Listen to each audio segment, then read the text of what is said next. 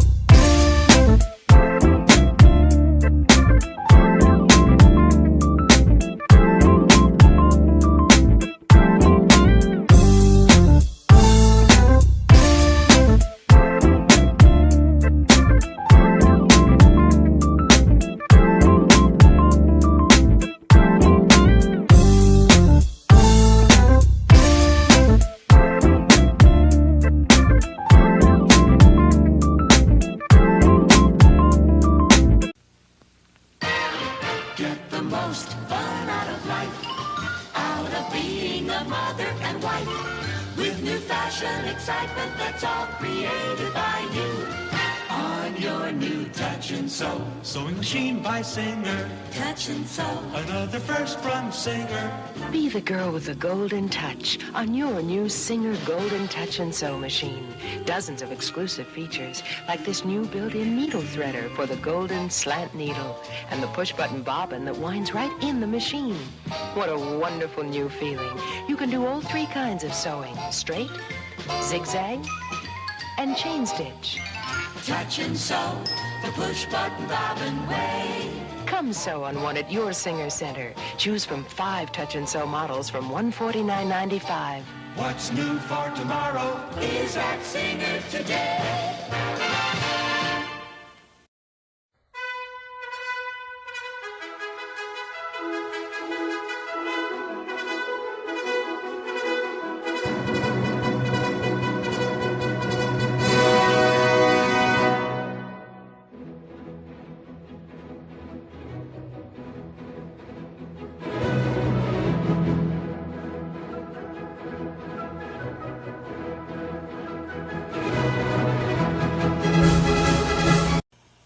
They're just-touching Touchtronic memory machines. Incredible. I'm Polly Bergen.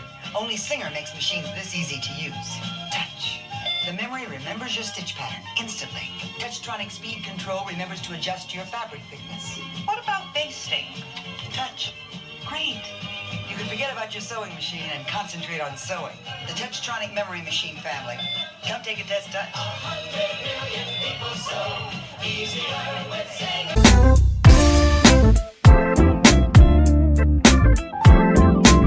Hello. I hope everyone is doing well. Hello.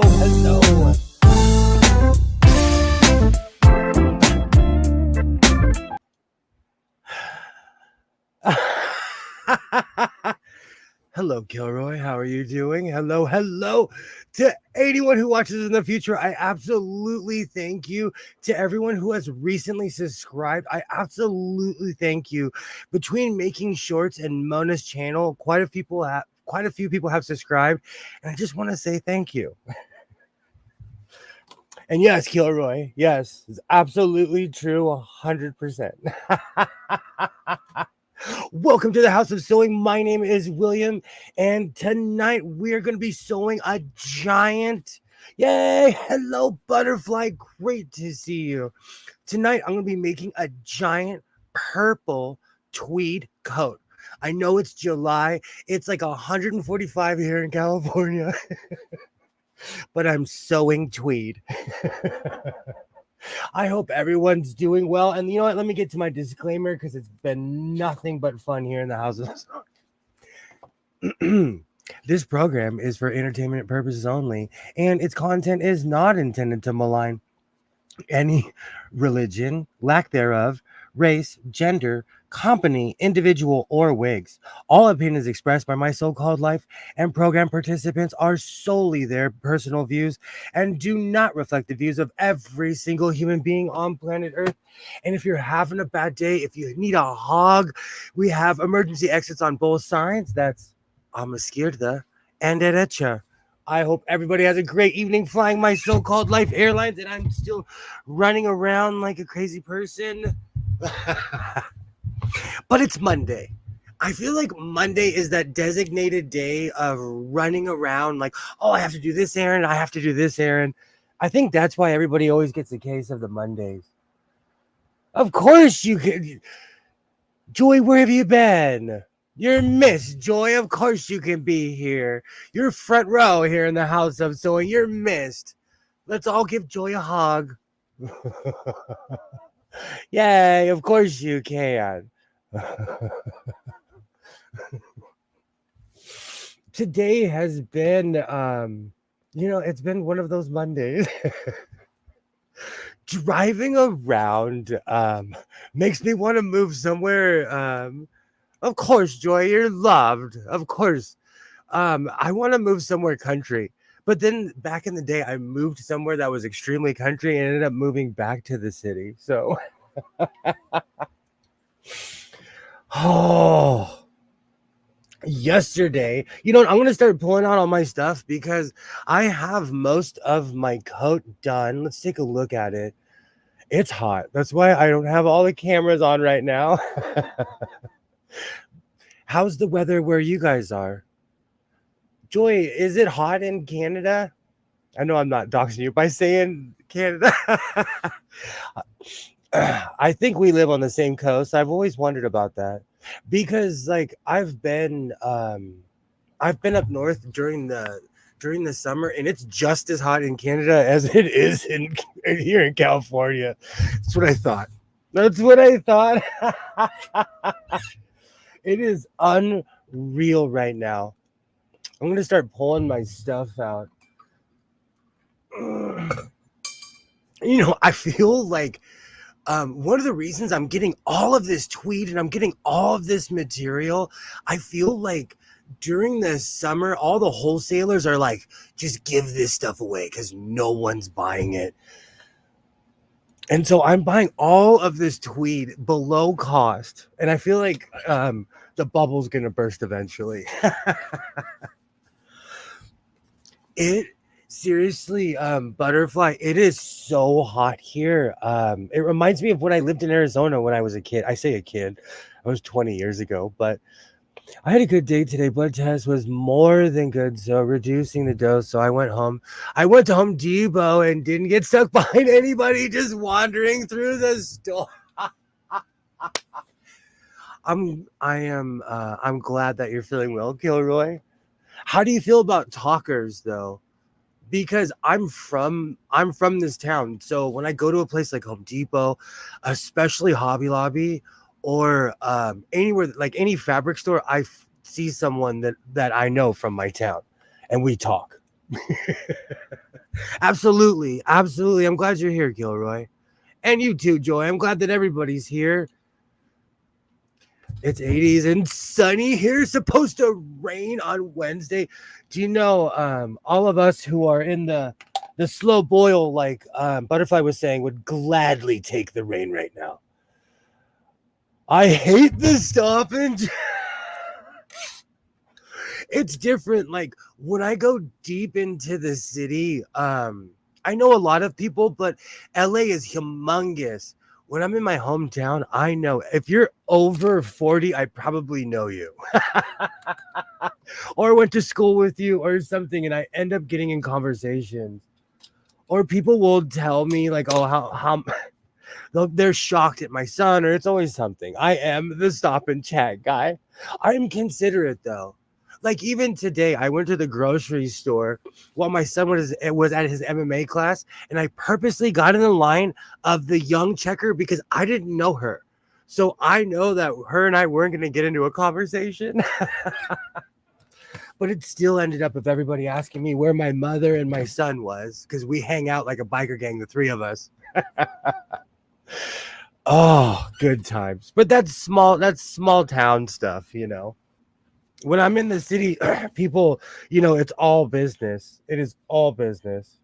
You know what's so funny? Gilroy, you have helped me segue to something else. How I've been posting a lot of my old videos on YouTube Shorts because I have 4 years of footage.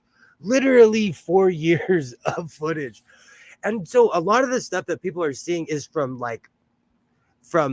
before the plague, during the plague, and I use a lot of 3-in-1 oil. And years ago, when I jokingly said I had thousands of bottles, I kind of jokingly said it, but I wasn't joking. It's been 5 years and I have not ran out of 3-in-1 oil. I have thousands and thousands of bottles of 3-in-1 oil. I just want to get in and get out because I've got my day master planned out like the Pentagon. The stop and chat completely throws off my timing. You know, Butterfly, it's a WKRP kind of day. And whenever I make this show has inspired my 1970s way of dressing. It's brought it back in a lot of ways. Because when I first started making coats, I would make with these giant collars. And I fell in love with that style. And I've messed around with every size collar, but I love the giant collar. So plus I love old school television. The other day I was up until 7 a.m. watching the original Hawaii Five-0. I love that. What's up, Dose? How's it? What's the song? Something about the hit parade. Those were the days. I watch this show too. There's a local television channel. There's actually 2 or 3 of them. And yes, the Me TV thing is real, but they show all the old school television shows. And when I was a little kid, those were the only shows on television because they were in syndication. So all of those shows I love. The Jeffersons, Good Times, all of those shows. Yay, how's it going? All right, let me turn the lights on in here and start sewing. Oh. You know, I'm that guy who decides to make a tweed coat in the middle of July. I got hair like a meathead from All in the Family, but I don't have the faith in humanity that meathead. So true. I was almost raised on Sanford and Son and All in the Family. Absolutely. Sanford and Son reminds me of family members. It truly reminds me. Like, I remember the generation of people that wore keys that like you could hear them coming because their keys were jingling. Oh, they all drove old beat up pickup trucks, all of them. I will be here. I'm going to show you what I've been working on. I got inspired. So I watched Star Trek, The Final Frontier and The Undiscovered Country last night. Oh, let's get away from that camera. I plugged it in, but I took the extender out, hoping that was the problem. So we'll see if the extension was the problem or it just can't take the heat. But I haven't added the collar yet, but I got inspired. So this jacket is definitely Star Trek Vulcan inspired. And I forgot how much I loved those movies because they have some of the greatest lines of all time are in some of those movies. In the fifth movie, Scotty breaks everyone out of jail, and they're standing there, and he's like, "You've never heard of a jailbreak before?" Such a good movie.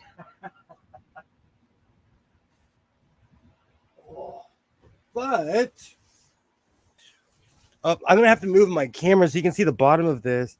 But one of the reasons why I'm saying this is Star Trek inspired, I haven't had the collar yet, but because I flared out the bottom of it. Hold on, let me. Oh. That's a little bit better. There we go. But I haven't ironed yet, but I added an extension on the side. So this coat is epic. It's extremely epic.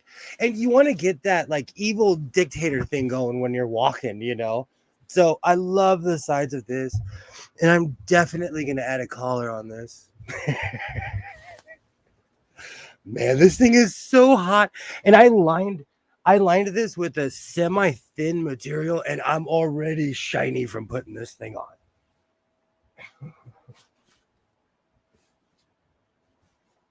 All right. So I'm going to grab my table. I'm going to make my collar first, and then I'm going to line it. Oh. So yesterday I went to I went to an all-day MMA event. Dude, you need to actually tailor those coats. You could make all the kinds of Cab Calloway. You could make all kinds of Cab Calloway zoot suits. Do you know, in a sneaky, weird way, I've been doing that because normally when I make pants, I make them really high and then I flop them over and then I go from there. But I've been keeping a couple. I have at least 2 or 3 pairs that go up to here. I'm almost zoot suit ready, but I'm going like real old school traditional Cab Calloway zoot suit where the pants are up to here and the suit is a little bit underneath. I need some beanie tie hats that like the ones Tupac and Tretch used to wear. You can use the leftover materials. I will pay you for them. I got that. I've been holding out for.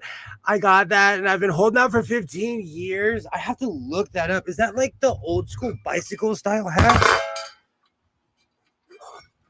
I remember back in the day when everybody used to wear the bicycle style hats, like Spike Lee wore in Do the Right Thing.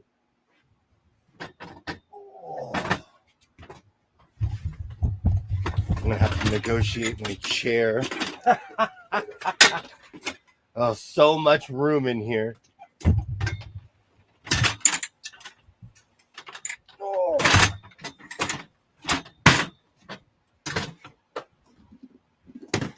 Perfect.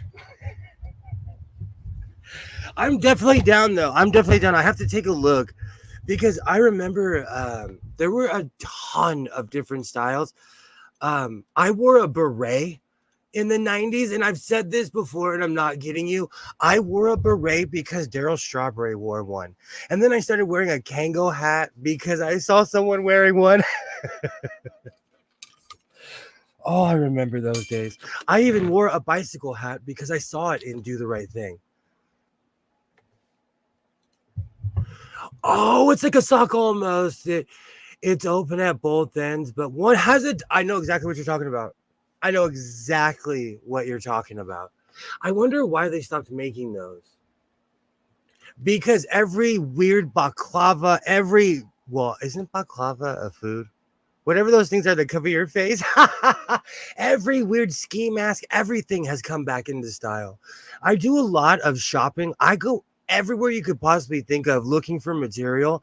And I've been seeing this weird comeback. And it's not just because of a lot of the COVID regulations.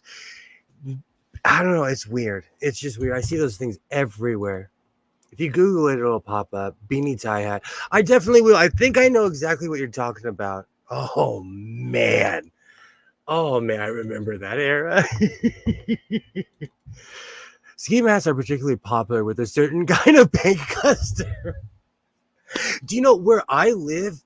it was illegal to cover your face while walking into a building anywhere pre-COVID. But like many of my SOAS friends, I made, countless masks. So that law was rescinded really quick. All right. Yeah, I'm going to make the collar first, and then I'm going to line the sides. Because the collar, I need to gauge of how big I want the collar.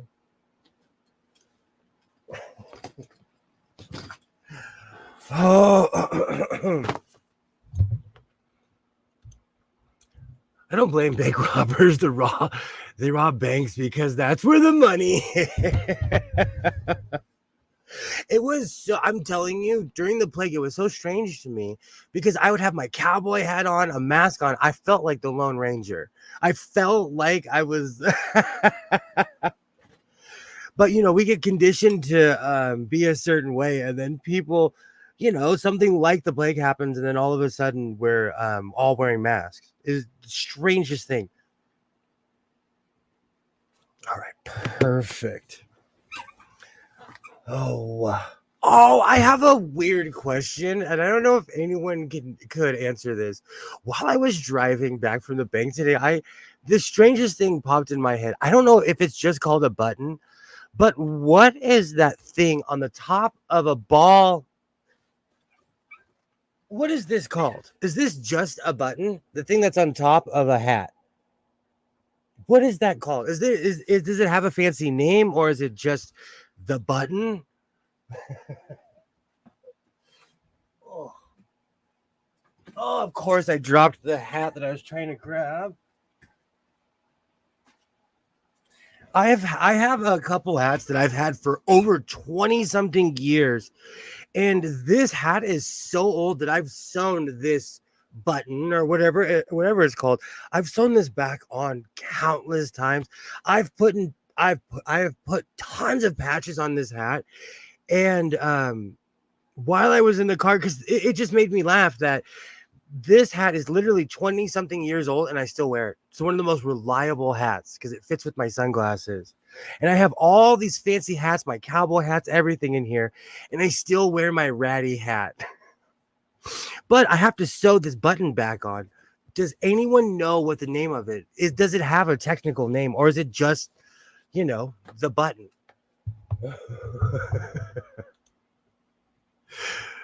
There's no mask law. Those no mask laws are starting to come back for the same reason they were made in the first place. People are being criminals and using masks to get away with it. I always thought it was weird. I'm just saying, it's the same thing here. Same thing here. It's called either the top button or the squatchette or the squatch. Yes, I know I need to put my glasses on, but it's vanity. It is vanity. I don't want to wear my glasses.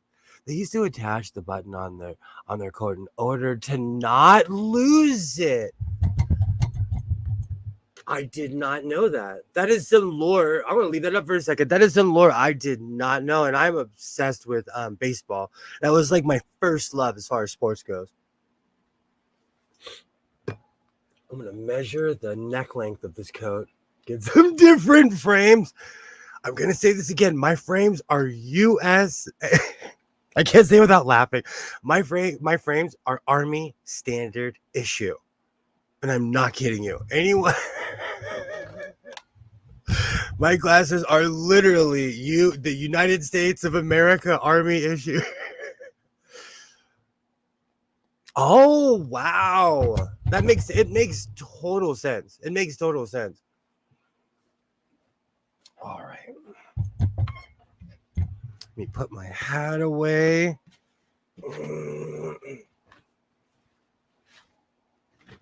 I'm trying to navigate this material. I have a ton of it, but I'm trying to not necessarily be the most wasteful person, says the guy who buys fabric when he tries not to.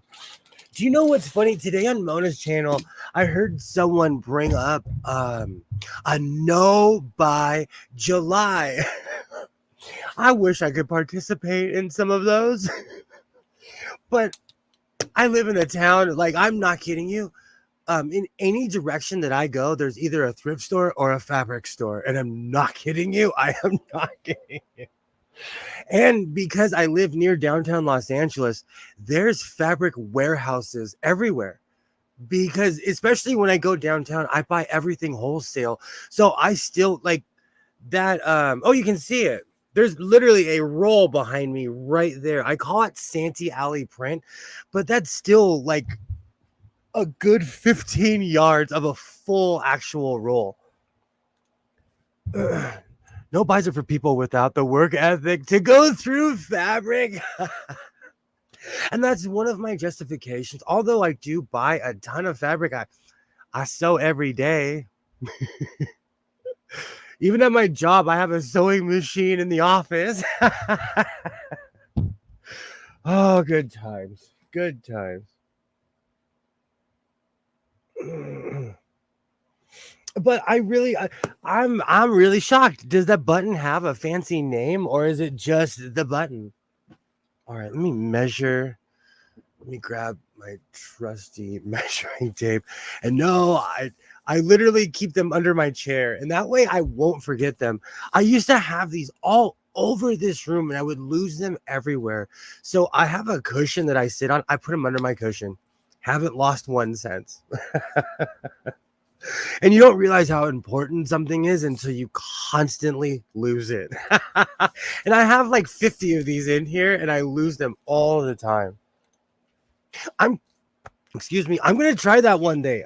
And one day, though, I'm going to try a no buy. I want to see if I can actually go through like a whole month. But I was thinking about starting for a week. But like I said on Mona's channel, last time that I tried that, I didn't last a week. It's because I live in a place where fabric is extremely well. It's because the volume, I can get fabric at a decent price because there's fabric everywhere here. He says to equivocate. Oh.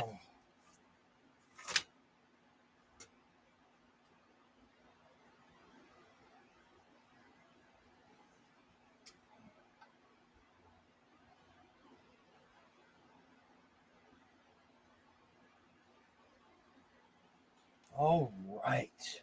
Perfect. Let's do some math. Perfect.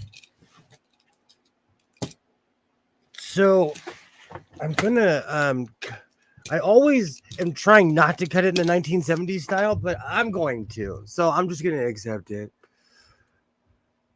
It's the Audi button. I like that. I like that. And because you live in a town where you can get knockoff anything, that is true.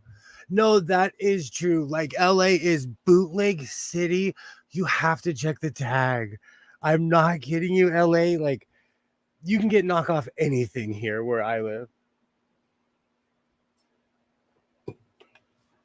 But I feel like with the internet, you can do that anywhere nowadays. I don't know. Maybe I'm just making an excuse. But yes, where I live, you can quite literally get a fake version of anything you could possibly think of. And clothing is I don't want to be on my camera too long. Clothing is a huge business. Like I said, I'm going to take a picture. Every time I go downtown, there's this one vendor I walk past. They have all Nike stuff, but the label is something else. And they're proud knockoffs. And if you didn't look at the label, you'd never be able to tell because it looks just like like the real Nike. We Audis need to stick together. The No Link Crew. That's a t-shirt. Now that is a t-shirt. Are you kidding me? I have a sweatshirt. No one likes it. No one likes my Big Belly Crew sweatshirt. It is this ratty sweatshirt I've had for over,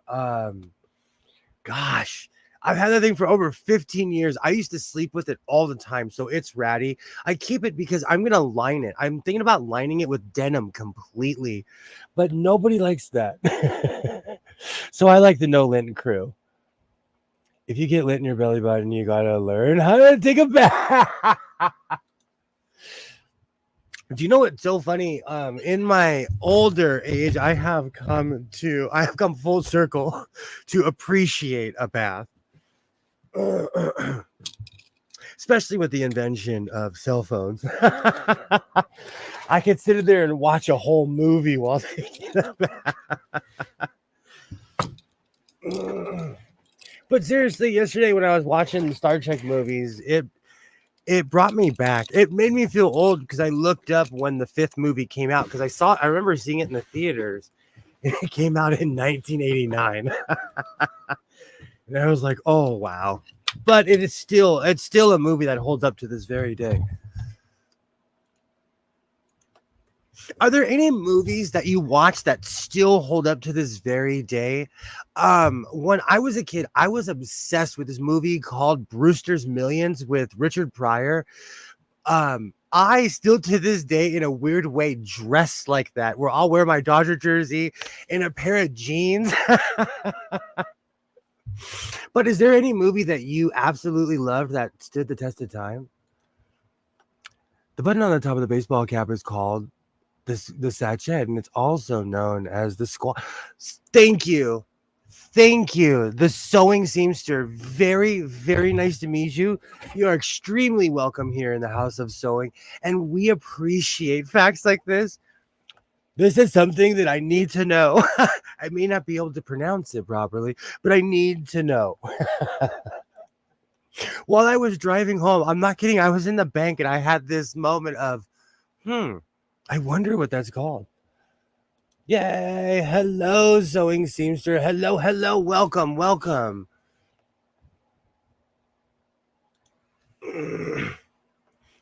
It's definitely one of those funny things that I think of. I don't understand people who don't like hot baths, but I'm tall and being tall hurts in today's world, so hot baths keep me off. I put a fancy tub in the front bathroom. So, and one of the reasons I did is because I'm just big enough where I don't fit in a modern tub. So I put one where it's just big enough where I could fit in it. And I'm not that tall. I'm 5'9". I talk about it all the time. Hello. And so I just needed one that was just like this much bigger. All right. So I have to do some quick math because actually, you know what? I could measure out the entire thing right here. I have more than enough material. I love the 1970s collar look. It's something that I absolutely have fallen in love with over the years. It's become kind of a go-to. I am not necessarily the most traditional person when it comes to sewing. To anyone who's been watching me for a while is like, did he really just say that? We know. But I love a giant collar. Hey, and my second panel is working because my lights didn't kick when my air conditioner turned on. A win for the electrician. Only tub I fit all the way in is a hot tub time machine.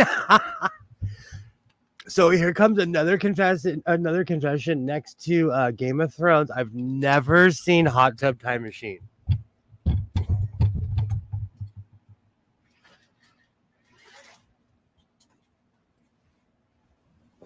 Maybe that's my problem. I watch too many serious movies. All right, let me measure on. So I don't know if you can. Oh yeah, you can. And I'm like poking the mannequin. This is my poppy seed coat. I love this thing. I made this like a year or two ago. I keep it in this room because I wear it all the time. It goes all the way down to the floor. And I made the collar perfect size. So sometimes I use that as the template. Sometimes I don't. But I absolutely love this coat.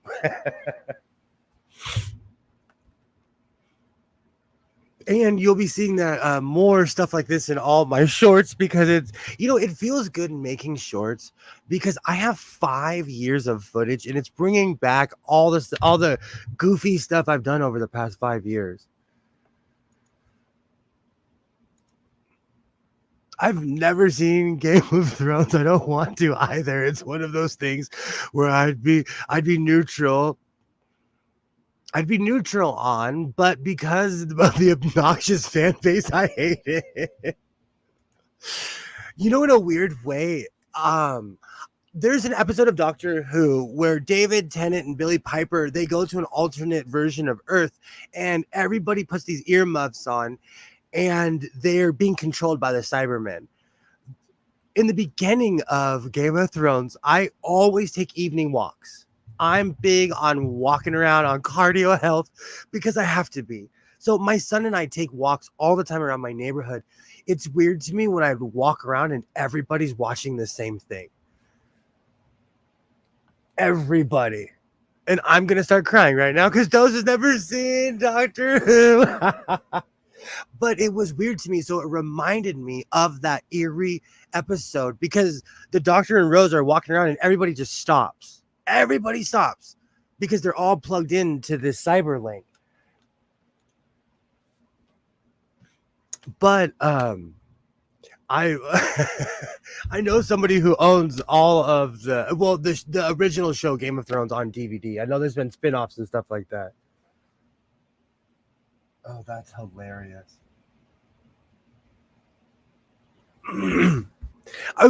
Are there any shows that you guys are into? I'm a total sci-fi geek. Like, I'm obsessed with Star Trek, Babylon 5, anything from that era. But I also grew up, like, I watched all the original Flash Gordon, the 1970 Flash Gordon. I have all the old school Flash Gordons with Buster Crabbe, where he goes to Mars and they're all dressed like Vikings. Oh. But I have an affinity for those old movies. I love those old school movies. I'm thinking something crazy. Let's make this collar kind of big and let's see what happens. And I think I need to cut it in the other way because I want to keep this piece. This is the engineering part of sewing, where I have to actually stop and think about what I'm doing. Okay, good, because I want that to be the out part of the collar. Okay, good. I tried to start with the older shows and got bored. I need to start in the middle somewhere. It's funny that way. Like, I grew up watching a lot of stuff on the BBC. A lot of people consider it dry, but I absolutely love that stuff. Hey, Alibaba! How's it going? Great to see you. Great to see you. I have a ton of William Hartnell stuff on VHS and DVD, and a lot of that original Doctor Who stuff is hard to watch, especially the first two Doctors. But if you start with like Tom Baker, it starts like swinging 60s. One of the things I love about these shows is that they're time capsules. And so you see the styles change over time. Coronation Street, the 1960s episodes, you can actually watch them for free on archive.org. That's good to know. That's good to know. I watch a lot of pirated stuff on YouTube. That's why I started a Penelope Keith Love channel. And if I don't get back to you, it's because when you put stuff like that's on the BBC, I have a ton of stuff from the BBC on there. If you get a bunch of notoriety and start like going back to people, they nuke your channel. So it's nothing personal. Oh, yay. Hello. Great to see everybody. I watch all the Star Wars and Marvel series on Disney Plus. The Acolyte is on now. Do you like The Acolyte? I've heard so many bad things about it that it makes me want to watch it. But there's because of Rashawn, I've told this story. I was typing critically drinking, and I typed in critically drinker, and this guy popped up, and it said, "Oh, a Doctor Who video." So I started watching it, and it destroyed my algorithm. It destroyed my algorithm because all of these anti Doctor Who and acolyte videos started popping up, and quite honestly, I don't go by what other people say, you know. So it makes me want to watch these shows now. Star Wars is another thing where I wouldn't care about it, but because of the rabid fan base, I actually hate it. But there's people like, okay, is it in here? Yes, it is in here.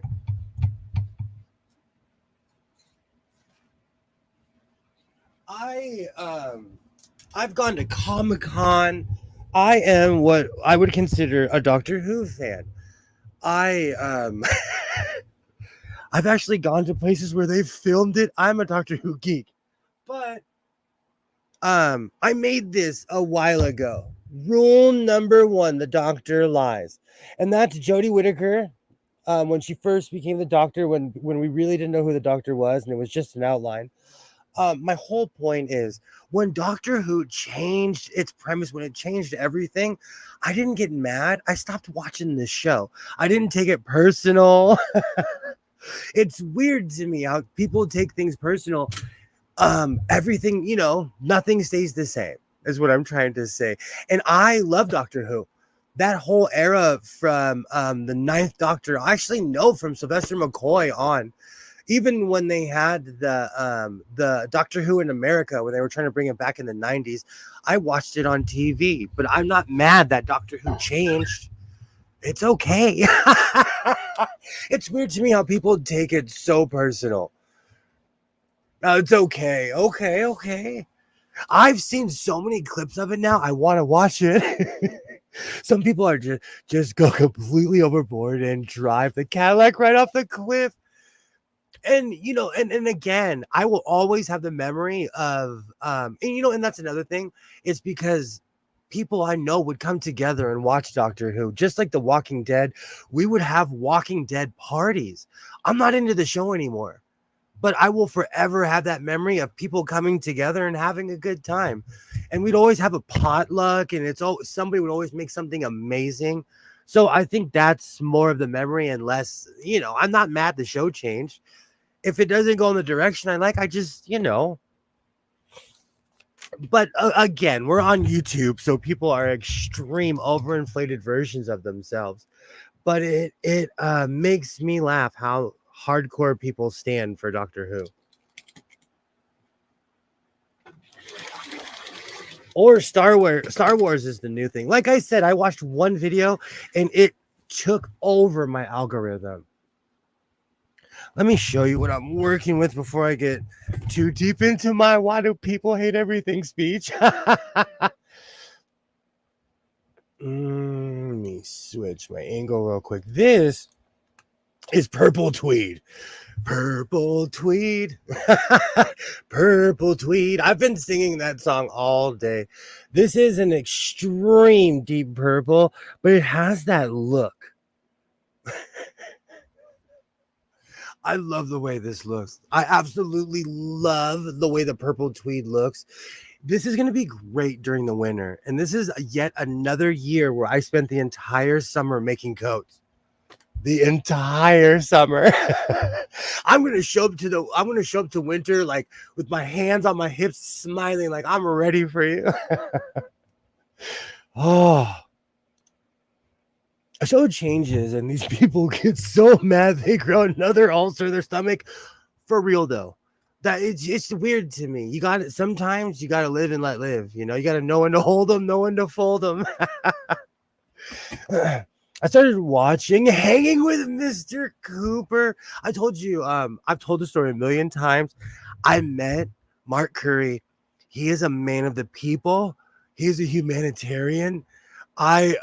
He's a good person. You would never know he was famous because he just talked to you like I'm talking to you now. Like he is definitely one of us. Mark Curry he's such a happy person that you can't help but just be happy around him. So Mr. Cooper he's a hero of mine. He's a 0 on the Lenny Kravitz scale. Could also go for the band Deep Purple instead of Smoke on the Water. So on the Water. You know I love that song. I love that song. I absolutely love that. I like that. Fire. Now I have that song stuck in my head. All right. Okay, I have to do some measuring real quick because I cut this large on purpose because I try to give myself some space for the giant collar, but sometimes I don't want to make it so huge that I look like a video game character. I played a lot of Street Fighter when I was a kid, so I try not to look like what is it, M. Bison? I can't remember. One of the final bosses on Street Fighter had the giant collar with a hat on. Oh. That color is called Purple Fog. I love it. Do you know what's so funny? It's because of Alibaba that I know that my London Fog, my collection of London Fog trench coats are actually worth money. I laugh so hard because I look at a lot of things. Like I have a lot of like the cowboy Levi denim stuff. I inherited from an actual cowboy, and it always makes me laugh how expensive this stuff is. And I asked my dad, like, where'd you get this coat? He's like, I got it at Gemco in 1972 or something, for like $5. But now all of these coats are worth a ton of money. All my London Fog, all my old Levi. It makes me laugh. It makes me laugh how much money they're worth now.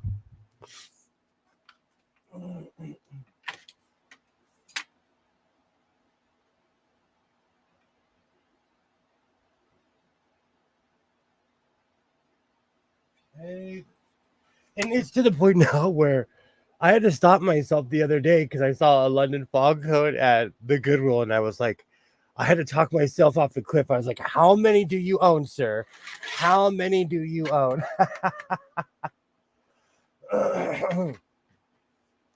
But it's true. I have a closet filled with trench coats. Okay. Perfect.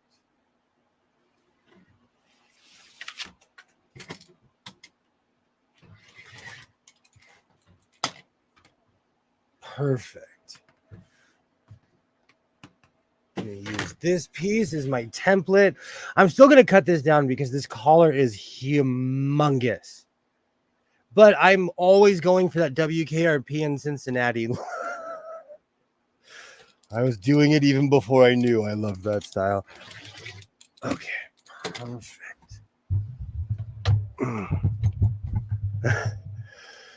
London Fog is one of the few places you can still get a decent trench coat, and that doesn't cost thousands. It's true though. It's true. And because they've stood the test of time, it's shocking to me the resale value. Because I sell a lot of stuff online, but like for as much as I buy, I'm like, I'm gonna keep this. It's a bad habit. But I know the value of almost everything I own. Plus, the Discovery Channel ruined it with those shows like Counting Cars and Pawn Stars because people started investigating what they own. And so now the average person, knows the value of everything in their house because I can Google it, look up the value. Clothing is not the same good quality as were then. I didn't think of that because there's a lot of stuff that stood the test of time. And I have a lot of my grandfather's old coats, and he kept them in plastic or suitors. So they look brand new. They look absolutely brand new. And you know what's funny? I always say like, oh, this collar might be too big, but it might be perfect, actually. Let's take a look.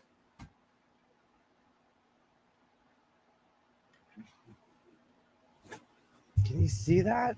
Oh, there you can. Yeah, you can see that.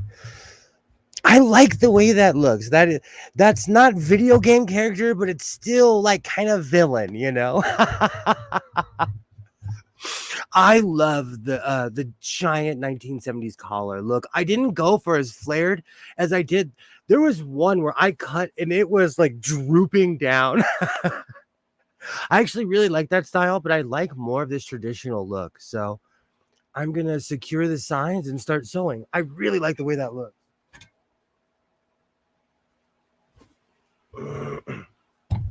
And again, this looks huge, but when you fold it in half, it just creates a perfect collar. I keep on forgetting my tables behind me. Is there anything that you guys own? Do you like? I have hats that are 25 years old. I have jackets that are like older than my kid. My mother, I bought her a new raincoat because it rarely rains in Southern California, and I'm not kidding you. My mom pulled out this coat, and I was like, I'm not kidding you. I remember her picking me up from elementary school wearing that coat. I am not. My mom is pulling out coats that are 45, 46 years old. That's how much it doesn't rain here in Southern California. And it's well made. It's a well-made coat and it's purple, but it makes me laugh. And she still pulls that coat out. And I'm like, I bought her a new one. It's neon green because she's obsessed with bright color, and she still wears the purple one. Oh, it reminds me of a sherbet blend that I ate once. Maybe if I get into sherbet, because I can't eat ice cream because of my medical condition, but maybe if I start eating sherbet.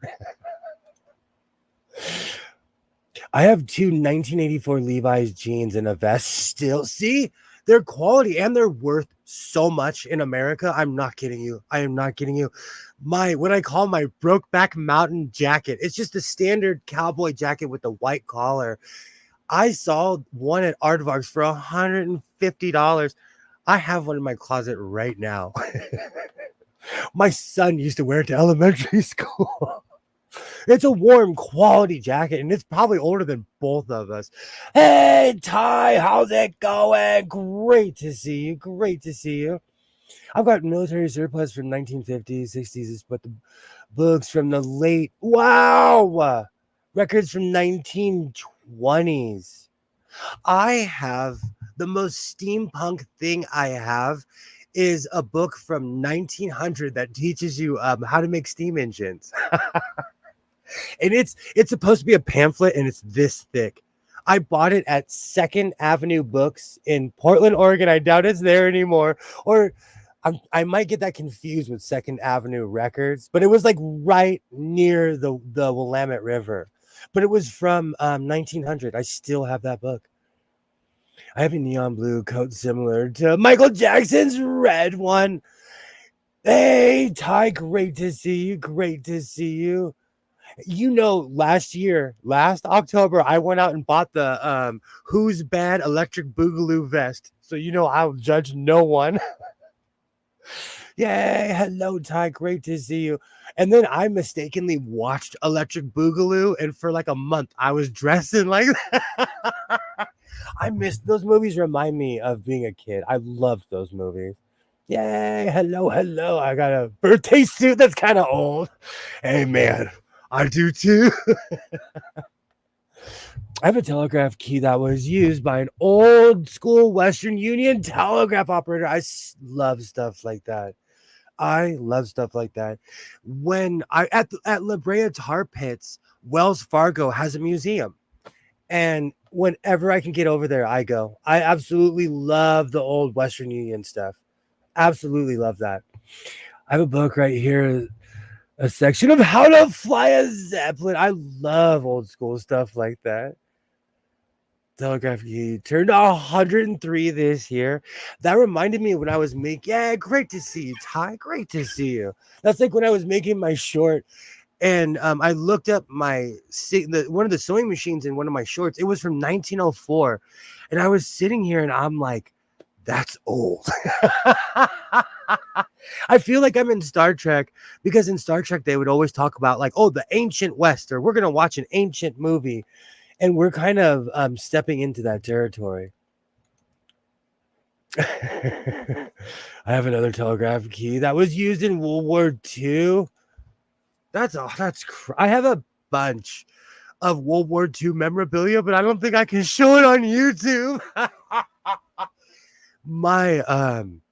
My grandfather, who was actually there, took a few souvenirs home. I have everything he brought home from Germany. Can't show that stuff on YouTube. And my father was a collector too. So yay! Hello. Yay! Great to see you, Mona. Great to see you.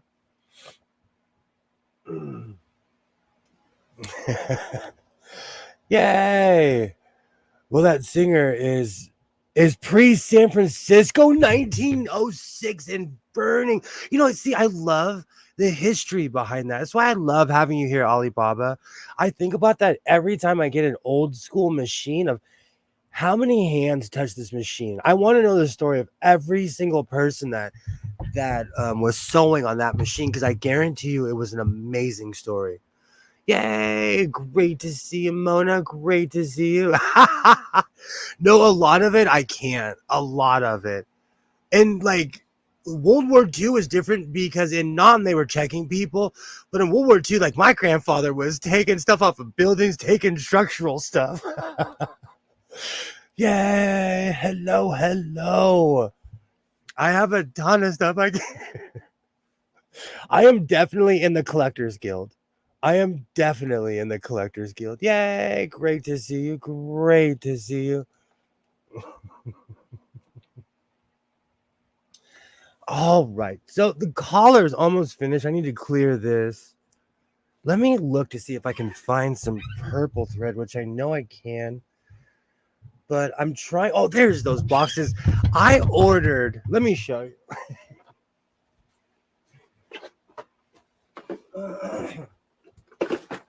And I'm doing this to shame Amazon.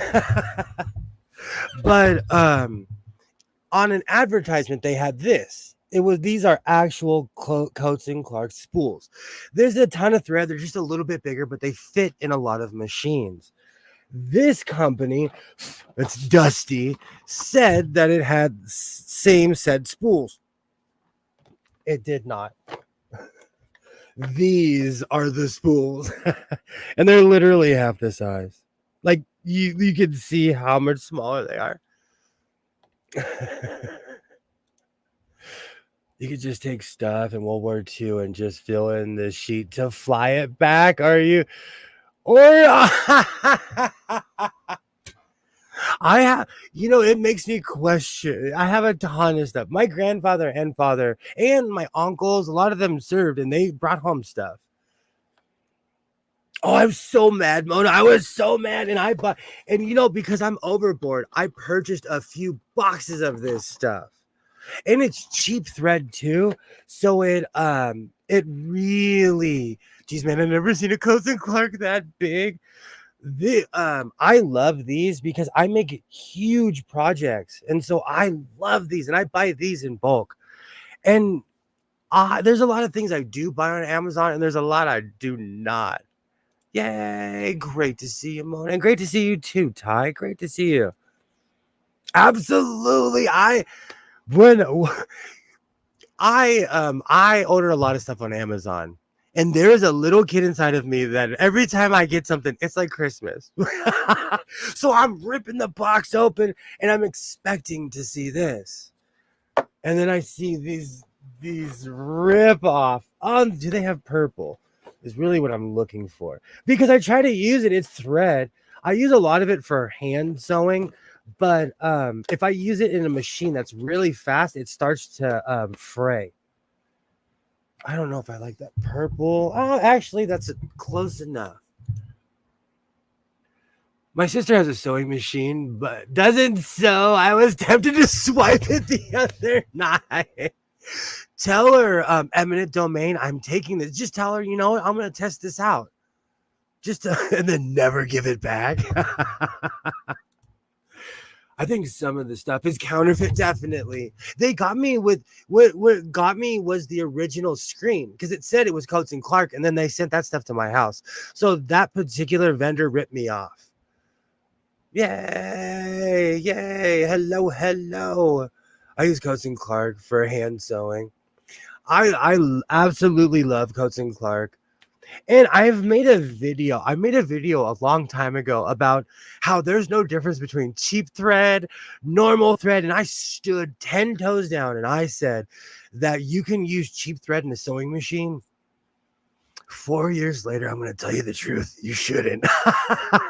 That's how I destroyed my Husqvarna Viking. My Amazon delivery people are sick of me. I hear them literally throwing some of my packages at the door. Oh, Ty, that would bother me. You know, you gotta get a video camera, and when you see if you see their truck, go out there and stand out there and be like, "Thank you." There is a Nerf gun behind me. My son begged me for it. It was a $300 Nerf gun. It's in this room because I'm gonna keep that. When he stopped playing with it, I said, "That's mine." But when the guy delivered the Nerf gun, he almost didn't drop it off at my house because it was so expensive. Like, but if I didn't have security cameras, I would not have seen him drop off the Nerf gun.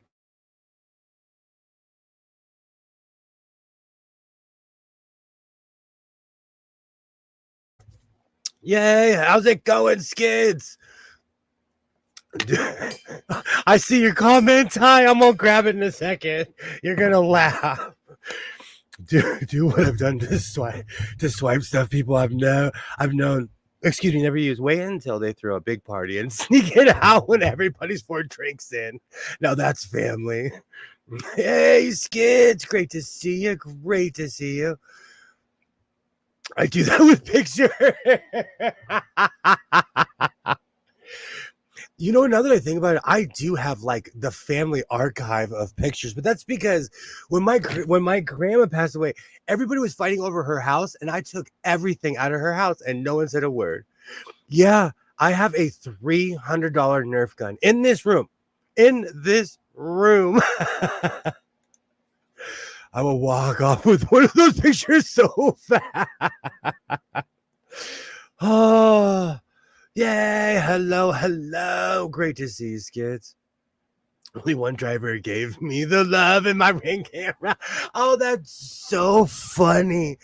Oh, my neighborhood, we have a bad reputation, but not the way you think. Like, my neighbors stand outside and wait for packages. Like, I have a neighbor who runs a business through his house across the street. He is outside. And I bet that gives the Amazon guy anxiety. I feel bad for him. But I've learned from my neighbor, we don't have package thieves around here. Because everybody's so on top of it. But I also think it's sad that we all have cameras and hang it up at my house until they can see it. I did that with my mom with stuff that was in my grandma's house. There's this giant painting that was in my grandma's house. I hung it in my house. I want to say a year and a half later, my mom was like, "Where'd you get that painting?" And I jumped off the couch. I told her, "That's been here for a year and a half. How it took you that long to notice?" Yeah, hello, hello. Oh. So, oh yeah, that's a really long story, but my son begged me for a Nerf gun. And back in the day, my ex-wife and I were in this really weird competition.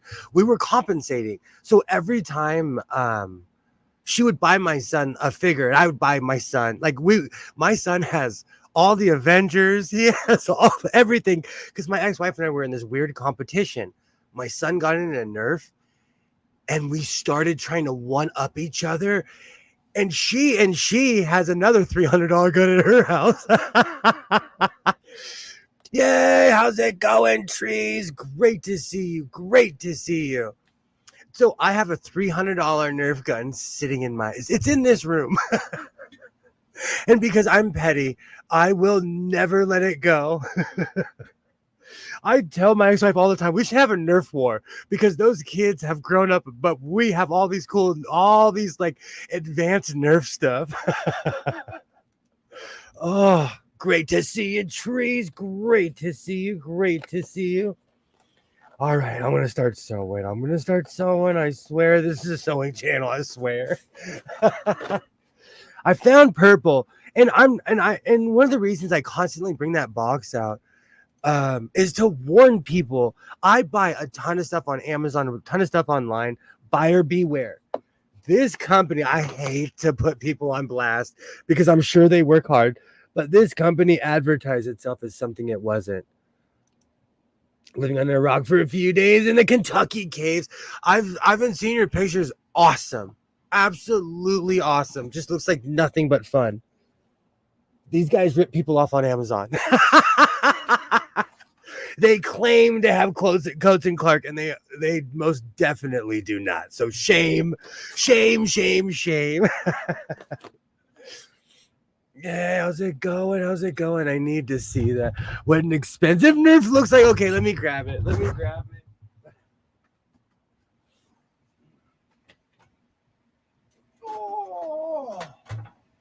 Oh. And yes, I am a crazy parent. And I learned a lesson. My ex-wife and I talk about this all the time. This thing has spider webs on it. We were so young. We were in a competition. And now it's laughable because he's grown up. He's old. He's going to be driving my car soon. And I still have this $300 Nerf gun. You gotta learn from the Cold War. We only won the arms race because we could outspend the Soviet Union. So if you keep on playing the arms race, with her, you're gonna go broke. Oh, I learned that lesson. And like all this stuff, and this thing has a crazy motor in it. Like, we've had fun. We went to a Nerf competition in Inglewood where there were thousands of people. Like, we've gone off with this. We had fun, and there was professional Nerfers walking up to me, and they're like, where'd you get that? Absolutely. Thanks, I'm so oh. So I had great times when my son was younger, going to all those Nerf things, and I learned about a lot of it online, on YouTube, just typing in Nerf my area, and I would find all these stuff. But he's grown up, and I had to pay the bill, so I have all of it. It was a rough day in Kentucky today. Yikes! Was that because of keep in mind I live in a cave? Was that because of the Hurricane Beryl? Someone I'm subscribed to in Houston showed utter devastation. Oh yeah, dude, I wish I had those as a kid. Man, I had those little pea shooter Nerfs when I was a kid. Nothing nothing crazy like that. I had those little, I had the ones you had to pull. Oh man, I'm showing my age. Or like the first generation Nerf, I always broke toy guns as a kid because I wanted to pretend I was in World War II, so I just hit people with a gun. I remember those with the rattle inside. I loved those as a kid. Oh, see. Don't make me go to now I'm gonna have to go to Twitter. What happened in Kentucky? Because Twitter always has the cheese to me.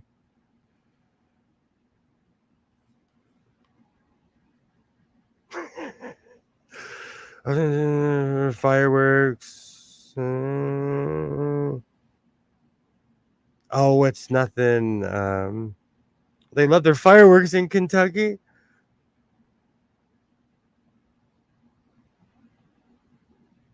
Okay. Sorry. Oh yeah. Okay. I saw what happened in Kentucky. Wild. Oh, Yahtzees. Okay. You couldn't try that in a big town. Try that in a big town. I heard it was a mass hooting near Cincy too. Good grief.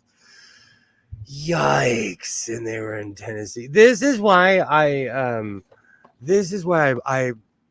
see, but it's different because I live in Los Angeles and things like that just don't go on.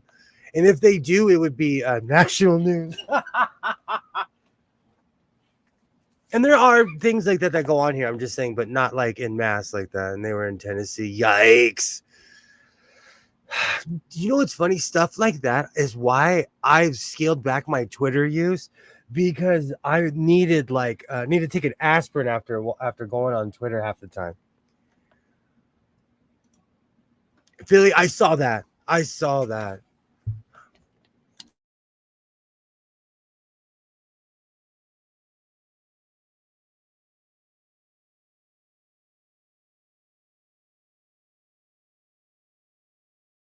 It's absolutely insane. It's insane. Sometimes, for someone who can never stop talking, stuff like that leaves me speechless sometimes, because I feel like people don't realize the effects of our actions anymore. I will be here. I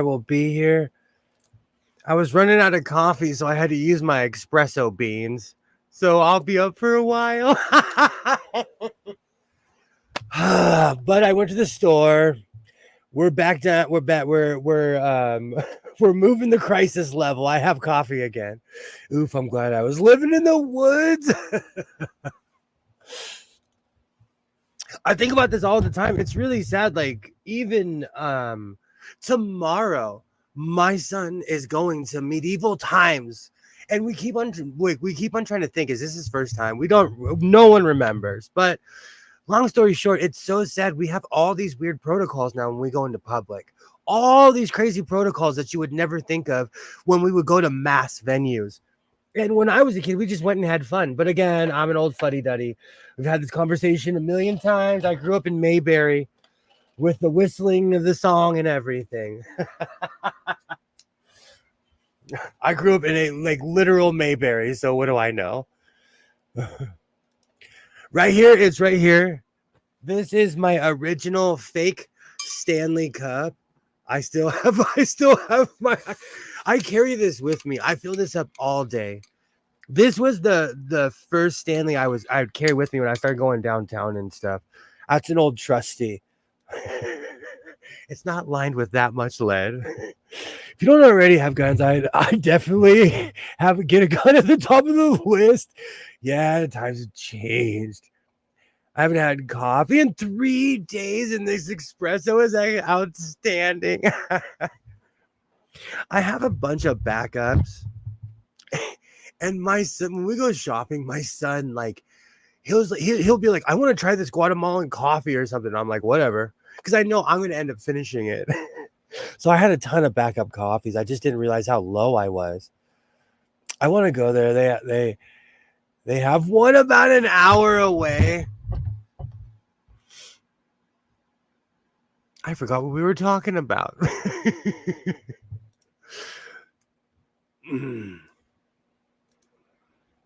That's a fake Stanley. We're going to call him Dudley. I like that. I thought it was crazy that people were buying Stanley Cups and they were selling, again, like Kilroy said, where I live, they sell bootleg everything. They were selling ones that look like them cheap everywhere. I used to sip creamy coffee in bed. Oh, see, I have my coffee here too. Cafe Bustelo. You know what? I'm not kidding you, Trees. I love instant coffee. I will never wag my finger at that stuff. I love Nescafe, all that stuff. So Cafe Bustelo is bomb too. No judgment whatsoever. My ex-father-in-law is the one who got me hooked on that stuff. He was a hardcore welder, and he was a gruff human, an absolute gruff human. But he would always tell me, William, try this stuff, man. It's better than that bougie stuff you drink. And I fell in love. I fell in love with that stuff. I just noticed. I told them we're gonna have to sing this song. Those were the days of the hit parade. I used to drink a gallon of Bustelo a day. I burned myself out. Coffee. So now I'm back to tea. Earl Grey.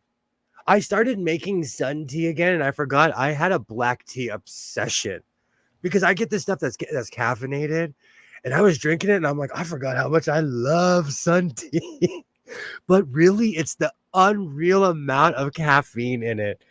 But I can't mix my coffee and my tea because it'll make me sick. Not instant. I was obsessed with the instant stuff, man. Like that was my. I still have some in my house right now. Oh, I love that stuff.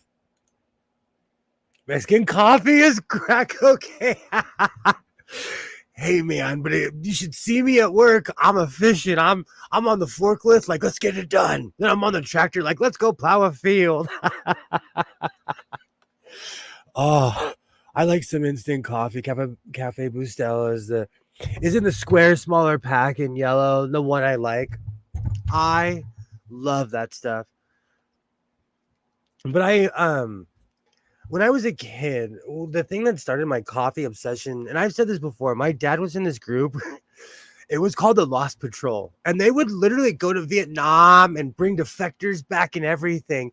They were hardcore. Like these guys were for real, but they would always have meetings, and my dad would bring all the family. They would be in there smoking cigarettes, and this was in the 80s in closed rooms, but they always had coffee.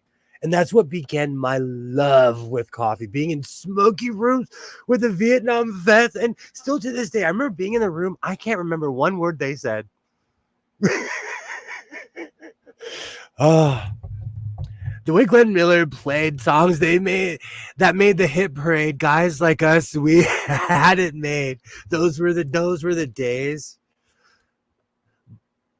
Boy, the way Glenn Miller played songs that made the hit parade, guys like us had it made. It took me a second to get that one. Sorry, Killer. Sorry. I was so angry when I went to a coffee shop at the Ghana airport and saw they used Nescafe instant coffee packet. Same when I found out that in Los Angeles, the cruises that leave the Long Beach port have the same contracts as the jails in LA.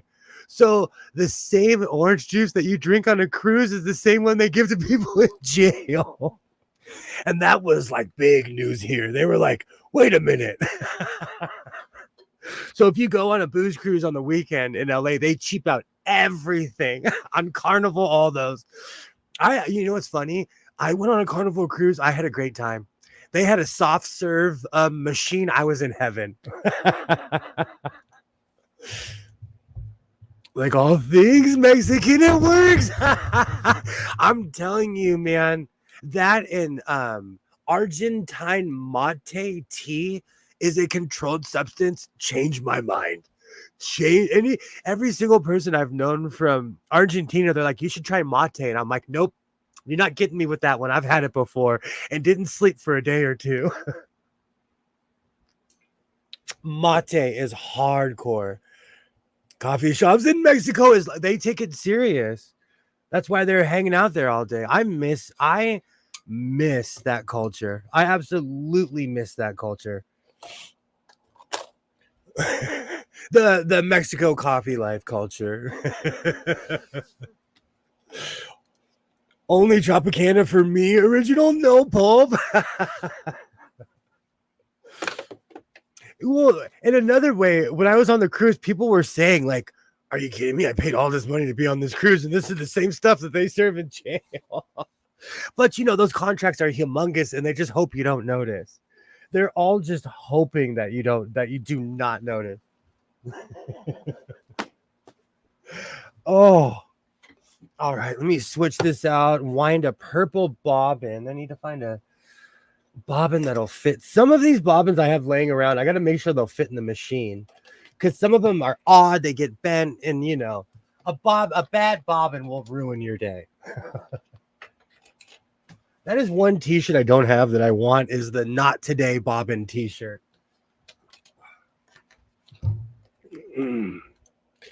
Cruises are a complete scam. You know, pre-plague, I went on a few. You know what it is? I'll tell you. To quote my ex-Norwegian girlfriend, who she, from the time she was 19 until she was almost 50, she was a waitress. And so she loved being able to go somewhere and be pampered. And I think that's the one thing I miss about cruises, is that, like, I swing a hammer and they treated me like I was a king. It's just like Vegas. One of the reasons that that I kept on coming back was because Vegas treated me like I was the greatest person on earth. And I loved that service. Yep, those government contracts are a hit. They are. They're mega. I enjoyed all the cruises I've been on. Absolutely. If you get a government contract, you can basically print money. I actually learned that from somebody who would get government contracts. Like, when I take pictures, because I have to take pictures for my job and everything, and they're like, "Oh, you're so detailed." But like, when you work for the government or you have any kind of job like that, they love redundancy. They love a million pictures. They love that. Oh, let's see if I can get this plastic covering. This was an absolute ripoff. I will say this until I'm purple in the face. I tried to buy this and I got this. And it's so hot in here, I think the plastic might have melted to the string. They do. They do. And see, that's the problem. I got used to, like, and like, I would go on a specific cruise. I made friends with people. I would, like, I can't sing, but I think I can. So I always, man, I'm trying to get this plastic off. I swear there will be sewing in a minute. Oh, let's see how many layers I ruined on this thing. This is the problem with cheap fabric like this. It's not even easy to open, and I just snagged it with my fingers. So we'll see how much damage I did. It's so funny. Things go, when I'm not online, this would have just popped right off. But when I'm online, it's always drama. Perfect. I just want to see how bad that snag is. We'll find out. It's a blank check. Even there's a town called Roseman, California. If you're going towards Vegas, it's one of those weird towns. They have a NASA contract now because it's literally out in the middle of the desert. You know, NASA needs space where they could build unreal size hangars, you know. And so Roseman, California has had this huge boom because they have nothing but government contracts. So there's this huge boom out there. It's weird. Commerce, it's just weird to see a desert town that was nothing. Like, they've completely changed, and people I know have moved out there because they're in the aerospace industry. So those government contracts are unreal. But the sad thing is, if you look at Palmdale, California, when those contracts leave, they leave devastation in their wake. Because Palmdale is not too far from Roseman, and they almost had the same contracts. But when the contracts moved, they moved to a different town, and now it's just human devastation out there now. Because all that money people were making, and it's not the people who worked at NASA, it's the people who worked at all the jobs around it. And they all slowly went out of business when NASA disappeared. Those were the days. I think about that every time I drive, to a place like Las Vegas, because I grew up with somebody in the aerospace industry and I've watched it change over the years. And it's really sad to see what it's done. And those towns aren't even too far from each other, you know? It is absolutely sad. And when I drove to Vegas last time, it was a reminder, because I when you're going to Vegas, there's this weird way you turn, and you're on the 58, which leads to the I think it's the 4. I can't even remember, the 15 that goes straight to Vegas. Long story short, while I was coming back, I went through Mojave, and it's just sad to see what's happened to those towns. It is, yeah, exactly, Ty. But it's just sad because the aerospace industry brings tons of money into wherever it comes. So there's some sad California history for you. And that's why, like, you can buy like a 7-bedroom house for way less out there, because the industry has completely disappeared.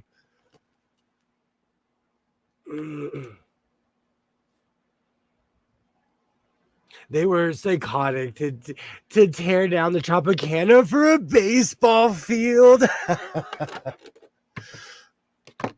You know what though? I was talking about this the other day about like all the animals in my area.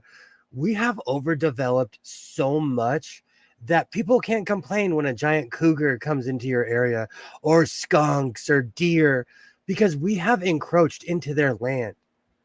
And where I live, I said this the other day, they're building these $10 million, $5 million mansions. And honestly, I have to ask, who's moving there? Who is moving to these houses, But they're tearing down all of the hills and everything. And where I live, the topography of California is crazy. Where I live, it goes from hills, luscious hills, to the desert. They have torn down the hills to build houses here. And it's weird to see them destroy what was beautiful. Those were the days.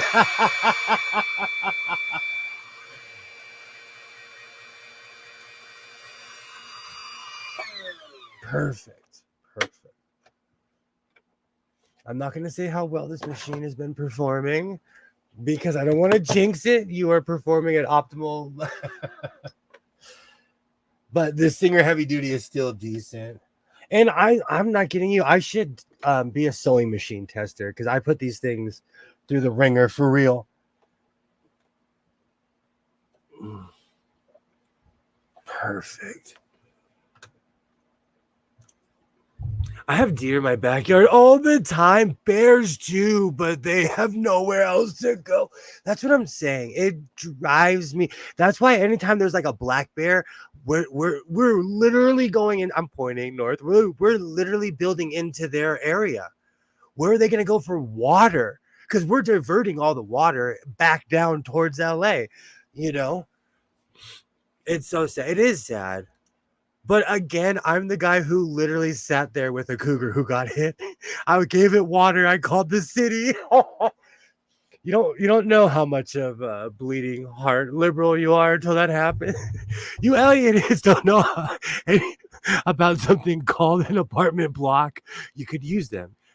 Your LA apartment blocks are basically motels with more space. Where do you stay? They are huge. No, but they have to, because they have to have people. We have a lot of people that live here. I have deer, but I haven't seen bear yet. A few streets over, saw a bear. Do you know, man? I'm telling you, like, I am not scared of a lot of things, but I know my limits. And if I see a bear, I'm locking my door. I'm going to the other side of the house. I'm not going to try to be a hero. Greg Bryant, if you're lurking or watching this in the future, if I saw a bear, I would run. I've always had deer in my yard and my field. The population is getting too big here in PA. It's getting to where there isn't enough for them to eat. Wow. Now that's huge. Now that's a problem. One of the Della bears was killed. That's right. You were talking about the Della bear. Don't name them. They did that with a cat out here, and people were up in arms when it passed. People were trying to sue people. They were like, in behalf of this animal. Oh, Delaware. Beautiful place. Do you know what's funny? That's on the list of places. Delaware is beautiful. My dear, eat all my pears every fall. You know what's really funny? I grew up in a house with an apricot tree. I don't think I've had an apricot in like 20 years. Oh, Humpty Dance is your chance. Did you? Oh my gosh! Once got busy in the Burger King bathroom. Now you're bringing me back to when I used to dance in front of the television and watch MTV. Oh, that brings me back. Oh, that brings me back. I still dance badly for anyone keeping score. I still dance.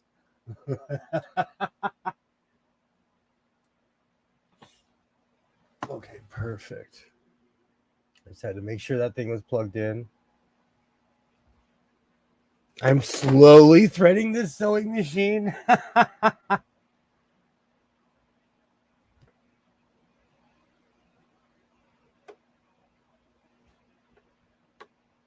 right, let's try this again. See, the problem with this cheap thread is that it frays. And so I'm not, when it comes to sewing supplies, I'll use almost anything. And like I said, I've made a video that there isn't a difference between cheap thread and good thread. There is. There is. All these years later, I am reserving the right to be a hypocrite. I proved myself wrong. And it's better to use better quality. I'm not saying use Gutterman for everything, but use better quality thread.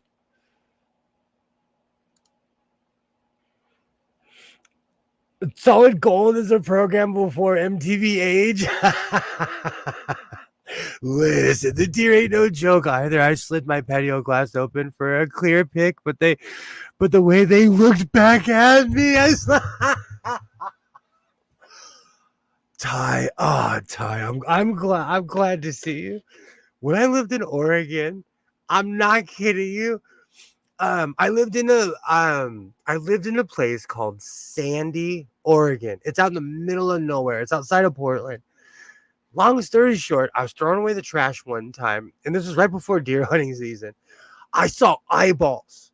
Nothing but eyeballs, because the apartment complex and all the houses, there's some residual of lights and stuff. I got a flashlight, and the deers were all looking at me like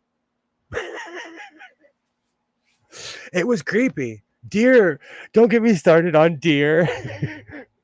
For any deer lovers and enthusiasts, I apologize now for what I'm about to say. Deer are dumb. Deer run into cars. They eat lilies. They destroy flowers. Deer are beautiful trash pandas. Deer will walk into your car like, oh, I'm about to ruin your life right now and destroy your car. And Soul Train, and I loved Soul Train, and I loved Soul Train. I really like Gutterman, but use others from time to time. I have a ton of Gutterman, and I save it like I'm gonna do some fancy project. I need to start using it. Now you should see what those stupid bastards do to your car. Thank you. Once again, Kilroy and I have said the same thing as deer are crazy. Oh, they are insane. I use Wax polyester, Glide Gutterman, and Glide. Glide is my favorite. I need to look into that. I have a ton of fancy thread. Like I said, I have no idea why I hoard it. I have no idea. I guilt myself. Also, but I made a mistake of when I got mad when I bought the cheap fake stuff. I went and bought a box of this, so I owned quite a few of these Coats and Clarks. So I have to run through all that thread before I buy it.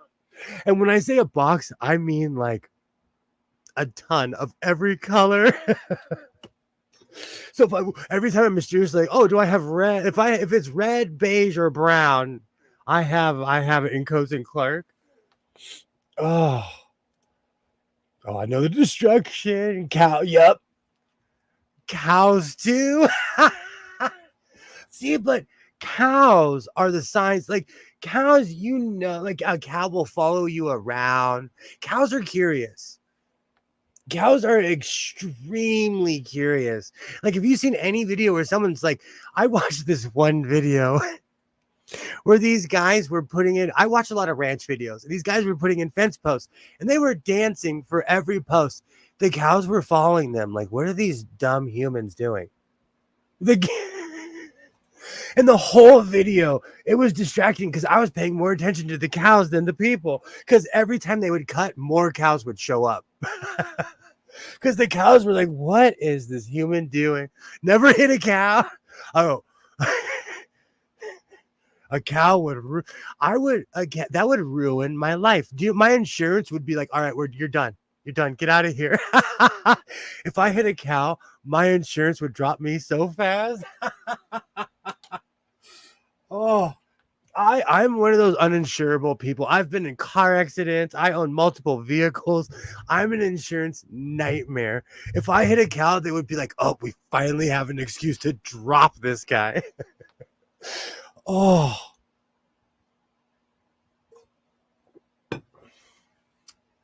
That's more of a Northern California thing. Because there's more cow. Well, no, I don't want to say that. I'm not going to be rude and say that. But there's a lot of cows up there.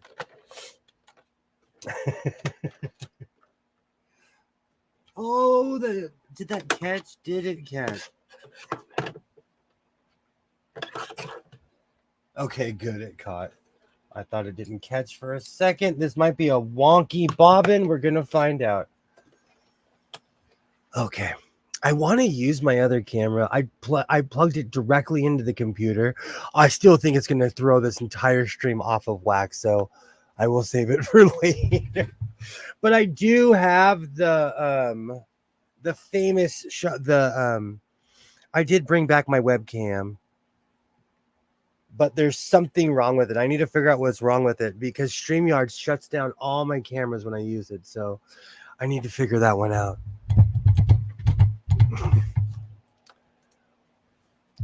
A former coworker lost her ear after hitting a cow. I gifted her a porcelain cow with her name on it in that year. I'm petty. Oh my God. I have a cousin who always lived in this one town in California, and she always lives in these giant sprawling mansions, but she also lives across the street from, I'm not kidding you, like a 1,000 or 2,000 acre cow farm. So it always had that aroma. So whenever I think of large amounts of cows or anything, I think of the poor people, not the poor people, but the people who live near cow farms. I knew someone who in Stockton who lived near a cow farm, but that cow farm was seriously like 5,000 acres. I never once saw a cow. Not one time. Not one time did I see a cow. Let me put this thing away. And if anyone's wondering what a $300 Nerf gun looks like, this is what this thing, I don't want to fire it because it has a really loud ping, but this thing rapid fires all kinds of fancy stuff. $300. The crazy things we do for our children, huh? I keep that as a reminder to not give in to every fad. Oh.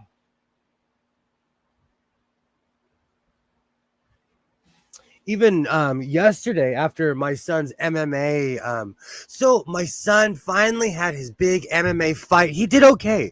He did well. During half of his fight, I was like this. And a bunch of family came. It was a great time. It was an absolute great time. Everyone came over to my house and like, you know, like every event, I got pizza. Nothing says family like a pizza party. Nothing says family, like, hey, come on over. So we had a great time yesterday. And it's good to see my son, all the stuff he's working on, all the stuff he's doing coming to fruition. But it made me laugh because, like, the MMA crowd is no joke. Thank you. Thank you. I was proud of him. He's becoming a man. And I think that's a problem sometimes with parents in general. Thank you, Mona. Thank you. I think that's a problem sometimes. I was having this conversation with my ex-wife. Like, he's almost taller than both of us, but we remember this little boy. So every time we look at him, we're like, oh, he's gonna be a grown man. He's growing up. He's my size. I'm reluctant to say man size because he's still skinny. But I have to let him grow up, and it's not easy. Because I remember the little boy who wore a cowboy hat because his daddy did. Like, I remember these things. So watching him fight was not easy. It was not easy. But we had a great time. It was interesting because that's not necessarily my world. And I'm just we're like, we're like almost a year into it, but it's still an introduction in a lot of ways, And I have all my MMA friends and all the MMA parents. It was good. It was a good time, But they had an inflatable water slide. And everybody was like, you should go in. And I was like, mm-mm.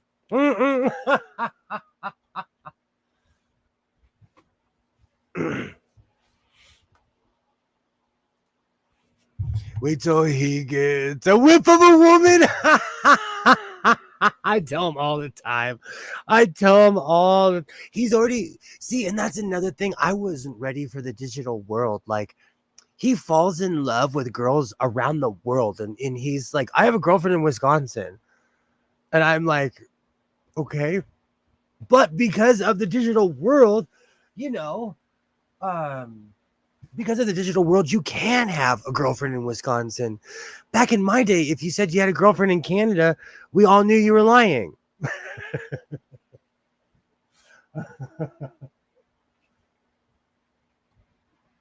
So the new digital world is wild to me. This whole new way of parenting, like, is wild. But you know what? For as much as that's when you see what kind of man he is. Absolutely. But I like the fact that my son, like, when I saw him fighting, I was like, okay, like he's not scared to stand his ground. Like, he's not jumpy. You can't teach things like that. I am twitchy and jumpy. If you went to give me a hug, I'd be like, what's going on? So I'm proud of him. Now you have me thinking of Bernie Mac. I miss that show. Used to be the Canadian girlfriend with a bunch of BS. Now it's totally realistic. Exactly. It makes me laugh. And you know what? Like, I'm not even saying this. Like, when I was younger, we were trying to be adults. And in a lot of ways, these kids are still at least in my son's circle, they're still kids. So I'm okay with it. I'm okay with a lot of it.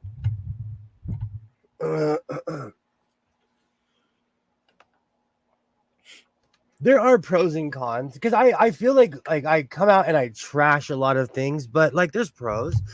Like this. We're sharing sewing. It's nothing nefarious. It's nothing crazy. We're just hanging out.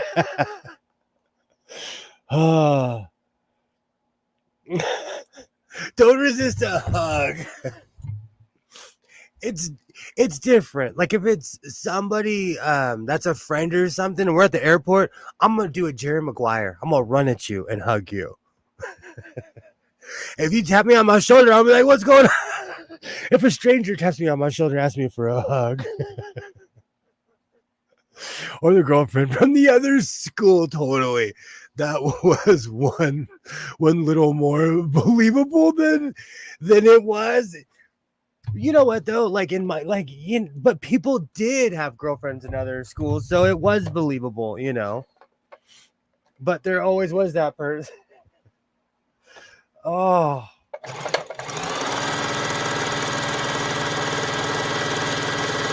we're about to find out how this cheap purple thread holds up.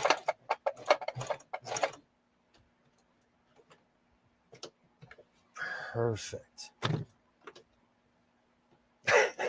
I have purple tweed stuck in my head right now.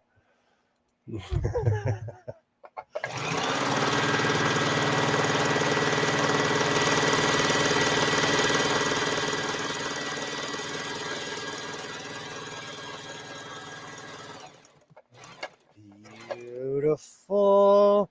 Let me pivot. Perfect. Absolutely. Now, Purple Rain is just playing in the background right now in my head. That's one of the reasons I might start going live on my Rebel channel, just because sometimes when I'm sewing, I have 4 JBLs in this room, and I feel like even let me see if this thing's still plugged in. Even this thing does not do justice. Oh, it's not plugged in. But I rock out in here while I'm sewing, and you know, for anyone who's seen my shorts, you know, I love the classics. Which, and the sad thing is, they're not classic to me. Let me see if this thing works. Usually it'll kick on. Oh, come on. But anyways, I have 4 JBLs in here, and the neighborhood and I listen to Prince. All my girlfriends was from another school. Y'all not gonna catch me. Oh, I went to a few different schools as an adolescent, so that's kind of believable. But what happens is you end up meeting people. You know what, Marquette and I were talking about this last night. Like back in the day, you would meet people like if you were in certain groups or sports or anything, but you would inevitably meet somebody from a different area. And now, because of the internet, that mystery is gone.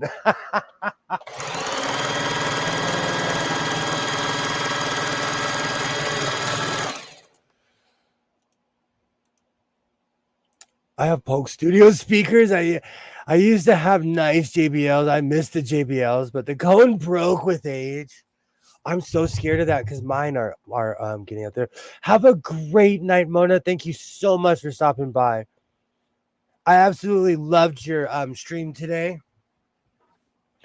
I was a little bit more chatty because I was hiding in the air conditioning. I was hiding it was so hot today.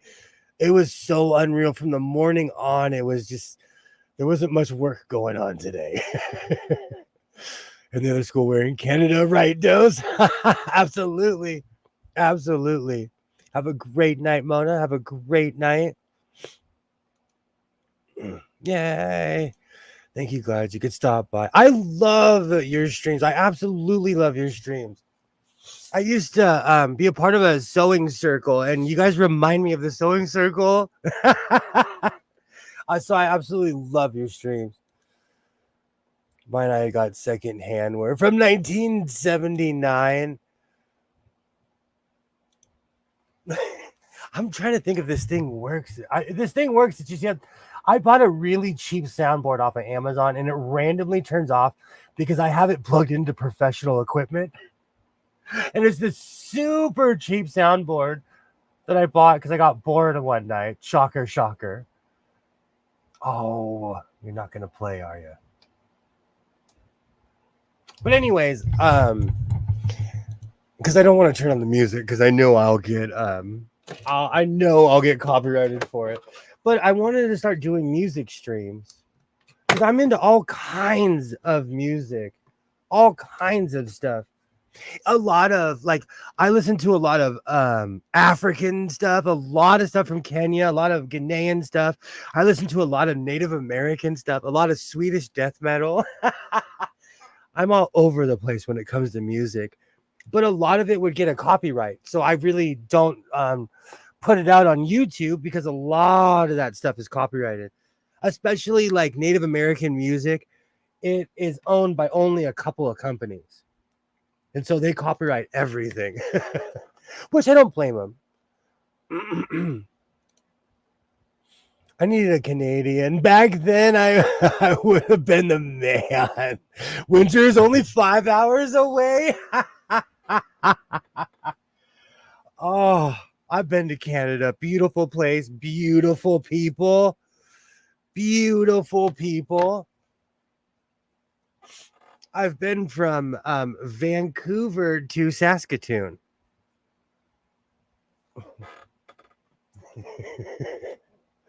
And still to this day, I laugh when I ask people in Saskatoon, what's there to do here? And they're like, we go to Walmart. But to be fair, I've asked that same question in other places, and they've given me the same answer. So that was not an indictment. Because I go to Walmart. Technically, I hang out at Walmart a lot. But just like when I lived in Arizona, you know your town's not exciting when Walmart is the hangout. All right, so I'm going to move. No, but I'm definitely going to look them up, Ty. I am always looking for new music. I am always looking for things that are new. I'm one of those people who like to absorb information, so I'm always looking for new music. I will write that down. And plus, I always rewatch the live stream because sometimes I can't believe that my voice sounds like this either. Walmart, the library, coffee shops, and dive bars with Nazi graffiti in the bathroom is it here? Sadly, it's the same in my town. Sadly, it is the exact same in my town. You know what's really funny though? I haven't had a drink in almost 12 or 13 years. And one of the reasons I quit going to the dive bar is because it was weird to me where I would see people like from elementary school and like high school. And I'm like, I can't do this. I can't do this. Or the one that got me was I heard a football story from 1979. And I was like, I cannot be in this bar. Being an all-star in my town is not something you want to be. He's a gem. I definitely need to. I'm down. I am down. I love hearing new music. That's Alibaba for ball mixtape. I am all about new experiences. That's why, like back in the day, when I used to travel, that was my thing. That's when I found out all the things that I'm allergic to. There are certain food that if I eat it, you need an EpiPen right next to me. But I found out. And the funny thing is, it all tastes good too. Everything I'm allergic to tastes so good. All right, let me move this so we can attach the collar. We've only been going for 2 hours. Oh.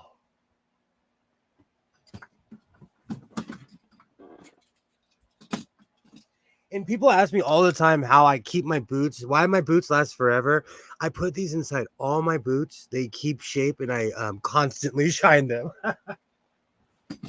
Well, I just make sure they look nice.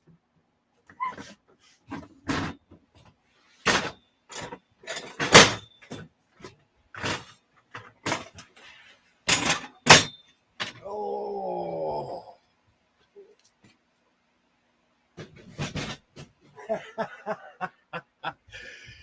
Oh,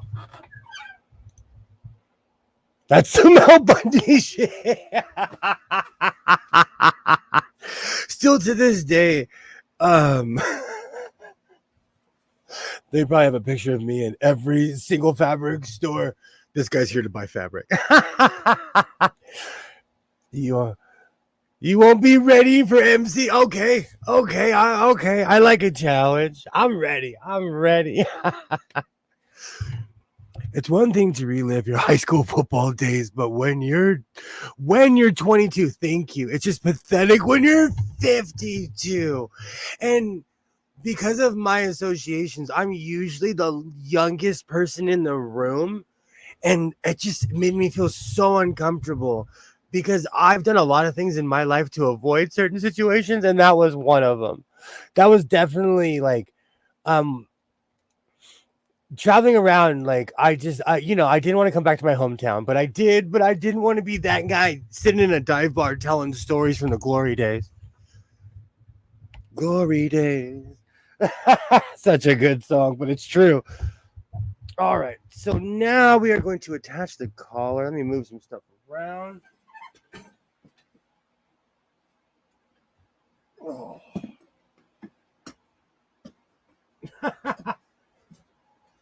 Of course, it got caught in the fan, and the fan still got knocked over.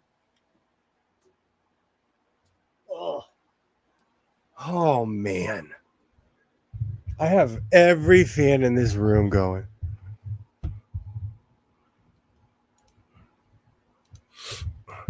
Do you have people like that in your hometown, though, or in your town in general that try to relive the glory days?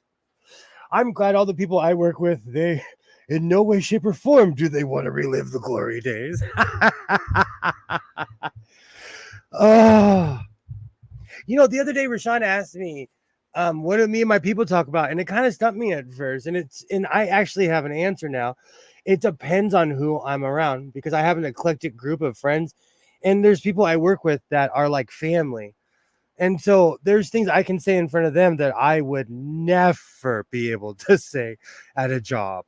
But I've known them since I was in high school. So I don't know. I think it's one of those things. But we all, depending on who we're talking to. I still say yes, no, please, and thank you to my mother.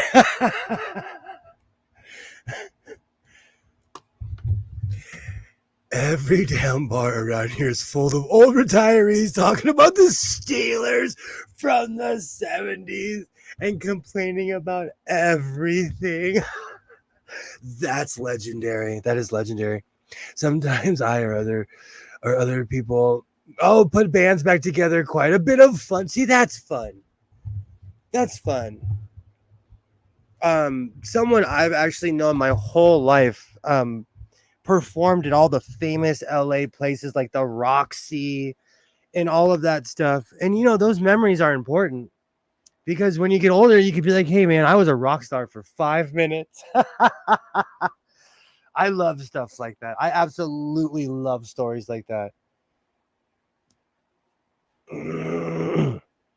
He actually recently posted something like that, and I got all nostalgic because he was posting pictures from when we were in our 20s.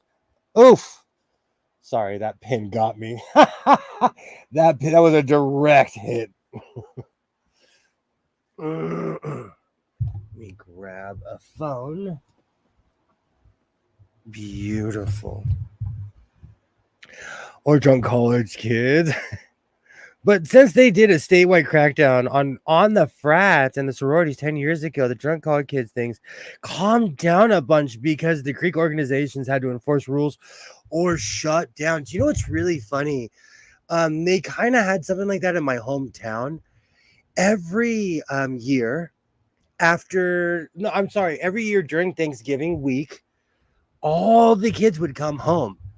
All the kids would come home, and then all of a sudden, at every bar in our town where there were never fights, all of a sudden there were all these fights because every newly 21 rookie is drinking. Excuse me. And they kind of really cracked down on my town for the same thing because people were getting hurt. And it happened around the same time every year when the college kids would come back from college.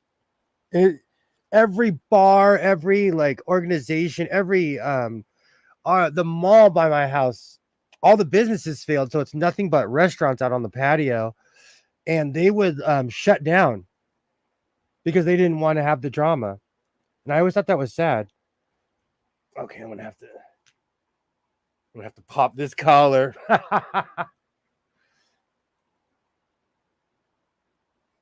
But we have the same craziness around here. The exact same craziness. It's funny how the youngsters eventually learn.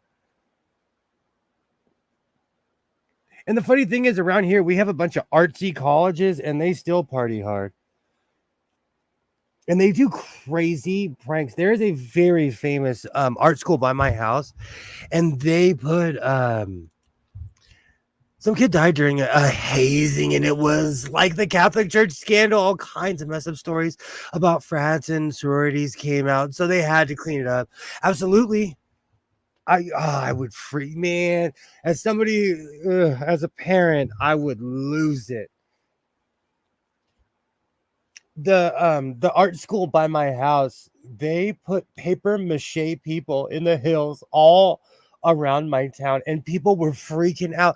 They put paper mache people standing on the hills like this. There were paper mache people on trails, but the artsy kids were trying to show off because they're artistic, and people were freaking out in my town. And somebody claimed they crashed because of it, and they sued and they lost, but they made the kids take all the paper mache people down. Art. I thought it was hilarious, especially as someone who drives around this town at 4:30 in the morning. I thought it was hilarious seeing paper mache people everywhere. But you can't have nice things anymore. Oh, perfect. All right.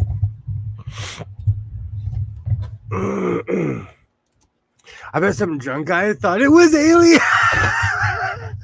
To be fair, I keep on hitting the microphone. To be fair, out here, everybody thinks everything is alien. We have so much. I have gotten arguments with people. We have so much light pollution here. You wouldn't be able to see one even if they landed on your roof. Oh, I live on the outskirts of LA, okay? If I look south, it looks like daytime. Because the light pollution, from the city is unreal. If I look north, it's dark, But the only real stars I can even see from my house is Cassiopeia and the Little Dipper. But that's just because I live on the southern half of America. But those are the only real constellations I can see. I really can't see other stars because the light pollution is unreal here. They would, man, people in LA wouldn't know an alien from smog. Oh, that's hilarious. Where's my water? Ronald Reagan claimed he saw a UFO in Bakersfield. People claim all kinds of crazy stuff out here.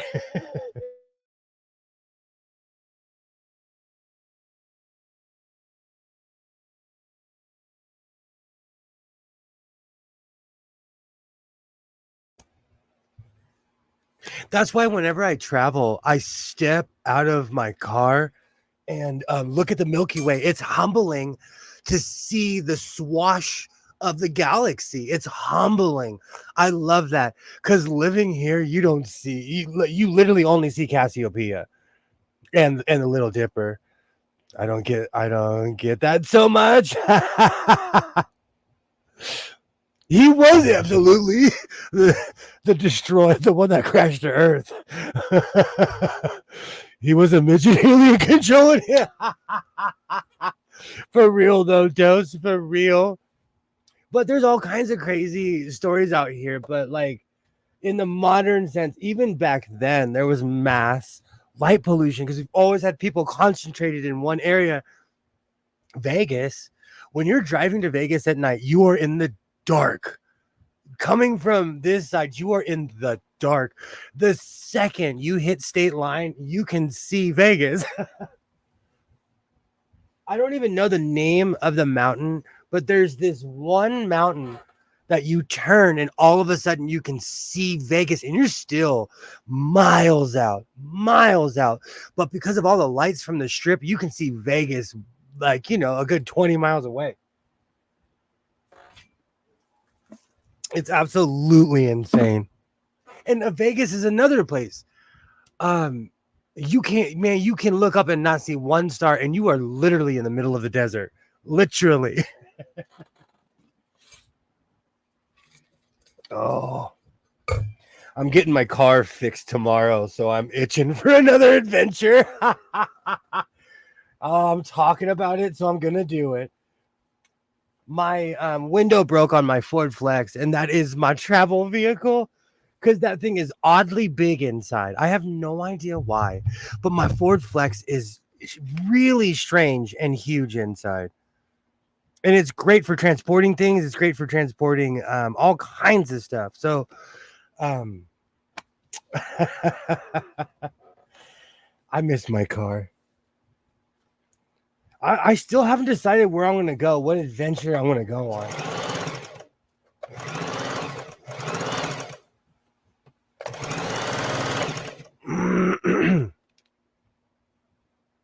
I still haven't decided yet, though.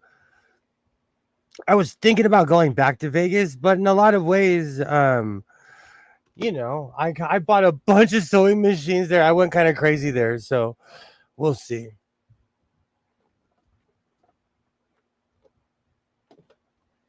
Summer's almost over because here they start the kids off early. When I mean early, like the kids go back to school mid-August here. I think that's so unfair. That is so, but you know, I come from an era where we got 3 full months off. Can you pick potatoes in Idaho? Cool. Oh, I actually grow potatoes, and I had no idea of what I was doing to myself. They come back in numbers every year. And like they come in huge numbers every year.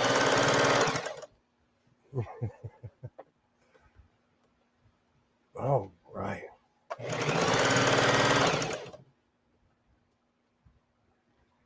Oh man, I'm gonna have to make another short for this one.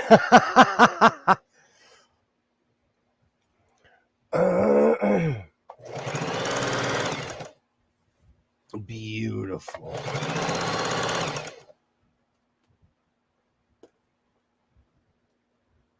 You know, I'm really loving this purple tweed. Purple tweed. I don't know if it's because of the color, the way it pops, or what, but I really like the way it looks. This is definitely something I love working with. And like I always say, like a year ago, if you told me I was going to be working with tweed, I would have laughed. Like the evil villain laughing. Here I am.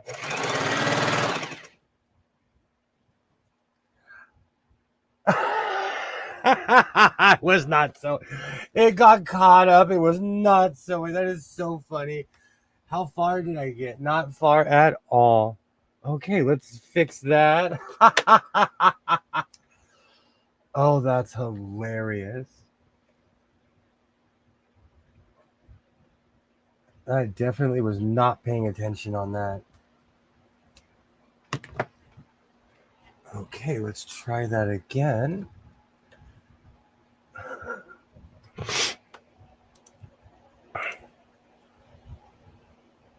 Go to that little piece of land the U.S. owns in British Columbia. Are you talking about Vancouver Island? If I'm wrong, please shame me. But I've been to Vancouver Island. That's like where weird girls with dreadlocks like have parties. Vancouver Island was such an experience for me. It was so weird. It was so weird. But you know, they party different in Canada than, well, no, they party hard in Canada. It was when I went to Vancouver Island, I met like real hippies, like real granola eating, tree living hippies who like to party a lot.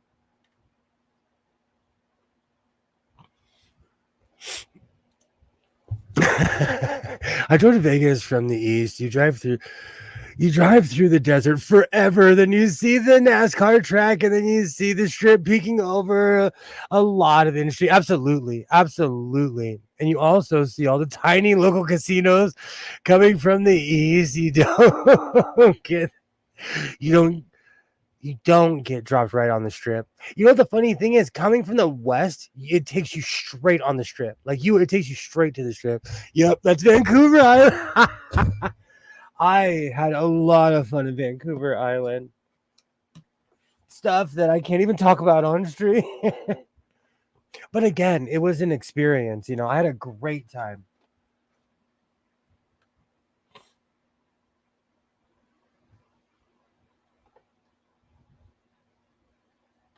Sorry, I had to get serious to thread. Oh, and I didn't thread it. Vancouver Island made me laugh though, because it's the most northern place I've ever been and ever. Well, no. I'm saying it's the most northern place I've ever been where everybody had dreadlocks. It was weird to me to go to Canada and everybody had dreadlocks.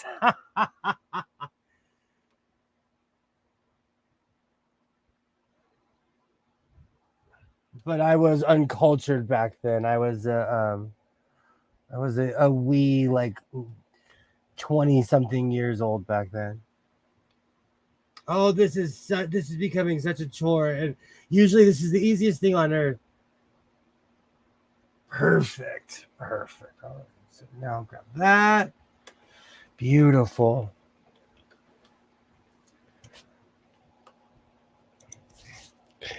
They have palms on the southern part of Vancouver, on Vancouver Island. Do you know? I can't remember where I was, but there is a place in the UK where they have palm trees, and I used to always be like, "How does this thing survive here?" Oh man, I thought I was really sewing through this. I'm gonna have to put this back up to pin it again.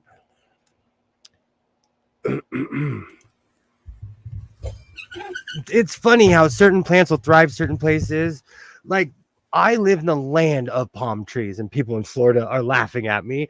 But in Los Angeles, there is a palm tree on every other street, and in this city, there's a palm tree on every street.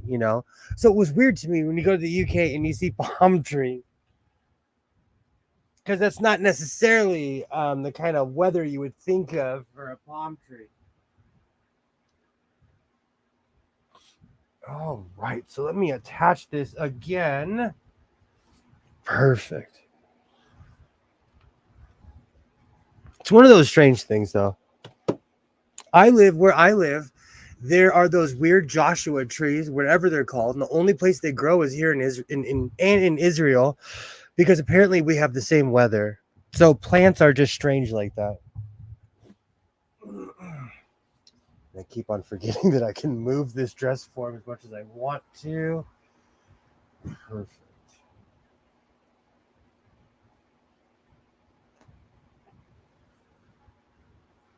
Okay. So I'm going to try to pin this again, and hopefully the machine doesn't have another problem. I thought I was sewing, and I was taking the pins out as I was sewing. And it was slowly not sewing. But seriously, lately I've gained quite a few subscribers. I want to thank everybody. Also, the people that have come from watching my shorts. I am just as goofy in real life as I am on my shorts. Please feel free to come join me on my lives and my videos. And I will have a bunch of short. I'm going to have another video out after this live stream. I'm going to release another ASMR video because I love sewing. And there's so much drama on the internet. I feel like I'm going to stop contributing to it. It's not easy because I'm drama.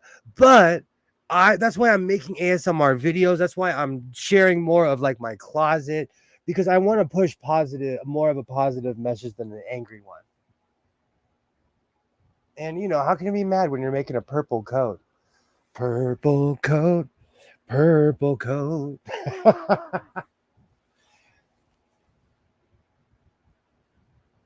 But I'm not one of those people that claim perfection, so I'm not claiming Zen, Nirvana, or anything.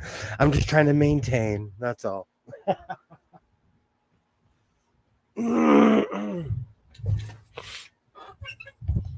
Beautiful. All right. So now I'm going to finish this. Hopefully, we'll see if this holds up. All right. I'm going to do a quick test piece.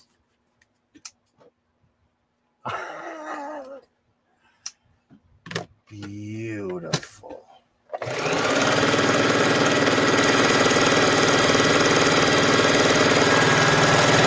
Perfect.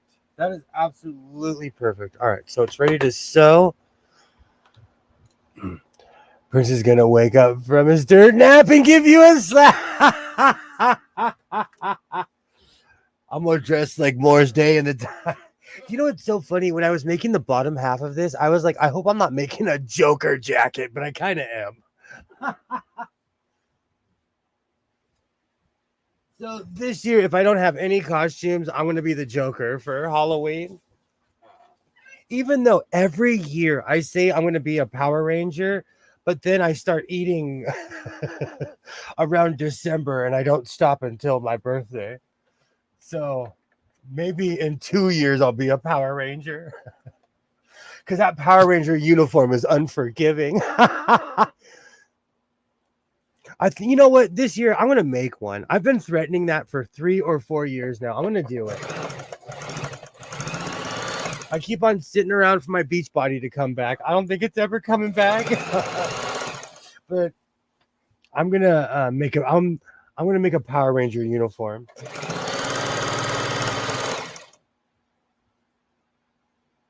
Beautiful. It's better than my parachute idea.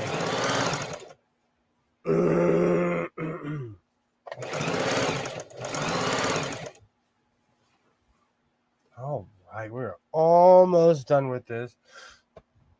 Now I just have Moore's Day and the Time stuck in my head. Oh, we. Beautiful. All right, that is going exactly where it needs to. Perfect. It's weird when you're sewing on a curve with a straight line. So I'm literally moving with the material because I'm trying to curve, but it's all straight angle. Okay, we're going to move that momentarily. Or permanently, actually. Perfect.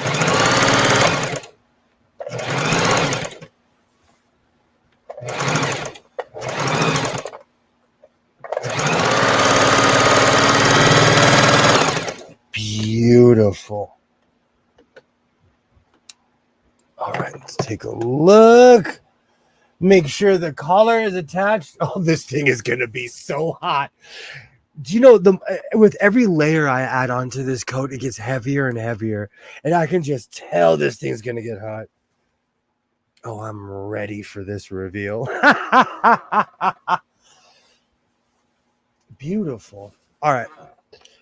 So I'm going to put this up on the dress form real quick, and I'm going to see how it looks.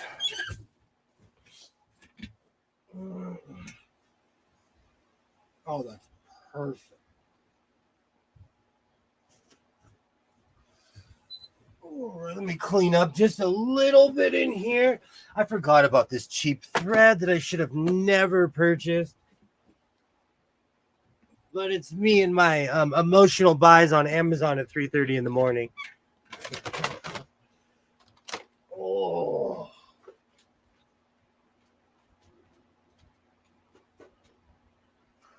Perfect.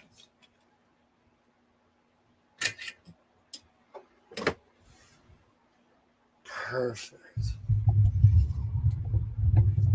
I have so much stuff in here that I have to navigate everything as I'm going through. Beautiful. All right, let me take this weird collar shirt off. Make sure I have a decent shirt. I have to make sure what my shirt says underneath isn't too bad. Perfect.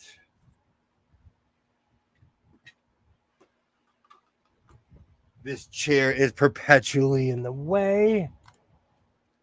Beautiful. You know, making a coat is kind of my default, but it's something I love to do.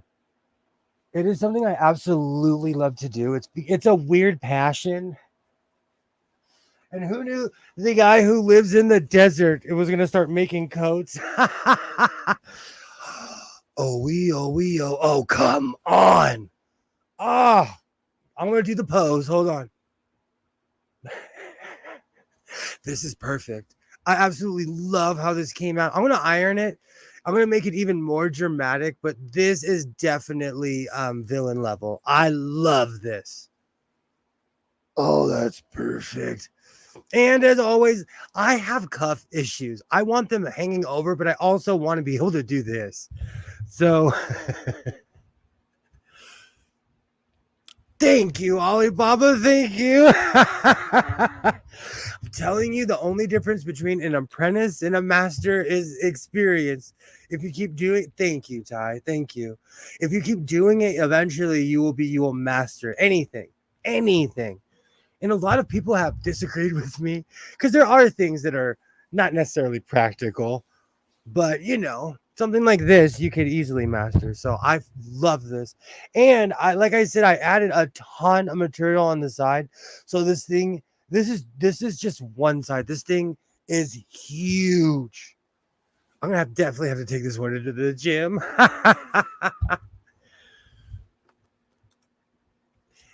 You gotta get some new poses. Those poses have been rode hard and put up wet.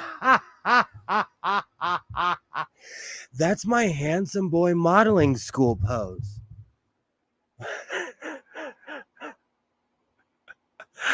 It's because I watch way too many fashion shows, and in fashion shows, they are so serious. It's weird.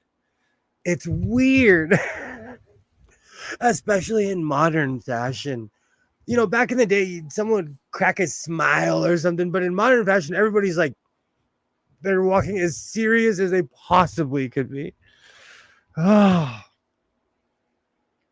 You need to learn the resting bitch face pose. Well, I already have that because of my eyebrows. My eyebrows scare people. Because people always say, "Oh, it's your look," or something. No, it's my eyebrows because I have that look, But I love how this came out. This is absolute perfection. And I turned the collar in on itself so it has its natural seam, so it's already completely closed. So this is perfect. I'm definitely going to call this one a victory. I go back and forth to put pockets on things, but I'm obsessed with overcoats. I'm constantly putting things like this over an entire outfit. So this is perfect. This is definitely my style. Says the guy who's made a million coats. I'd say watch RuPaul, but that show is just a telenovela now. The thing is that whole industry has changed, and because there's so much money into it, it's not even about the person anymore. It's about what designer made all their stuff. You can make millions if you find somebody who's into that because they need a bunch of clothes.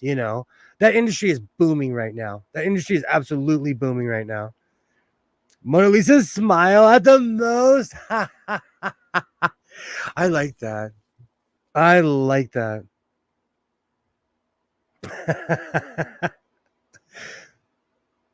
I'm sitting here in my head debating, should I make a YouTube short?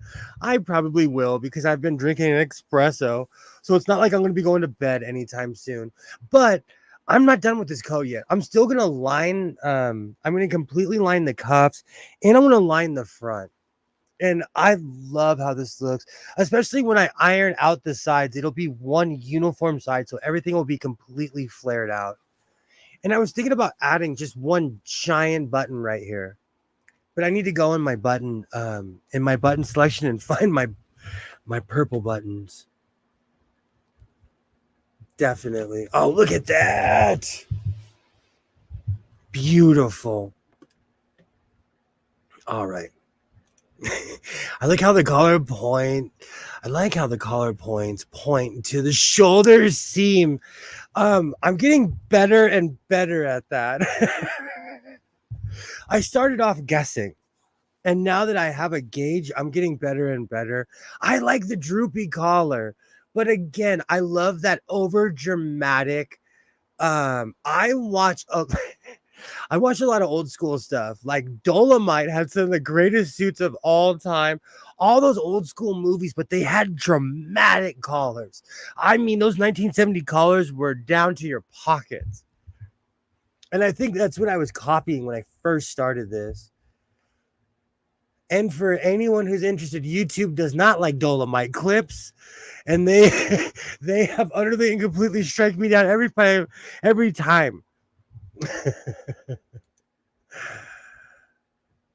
It's a bad spaghetti western look. Absolutely. Where's my hat? Where's my hat? I was wearing my black hat today when I was doing for my ASMR that I'll be releasing after this, but the white hat pops on camera, but I wear my black hat everywhere because this one doesn't breathe as well. And when you start sweating, this thing sweats with you. But I love how this coat came out. This is perfect. I started working on this last night because I knew that the sides were going to take a while. And that's why I ended up watching both of the Star Trek movies. But I was almost completely finished. I had to stop myself because I was like, I need something to do tomorrow because I knew the second half was going to take a while. And I tend to waffle as well. But to anyone watching this, because I'm sure people skip to a lot of people probably skip to the point to see if I finished my project or not. And tonight I definitely did. This looks great. This is for all my future watchers.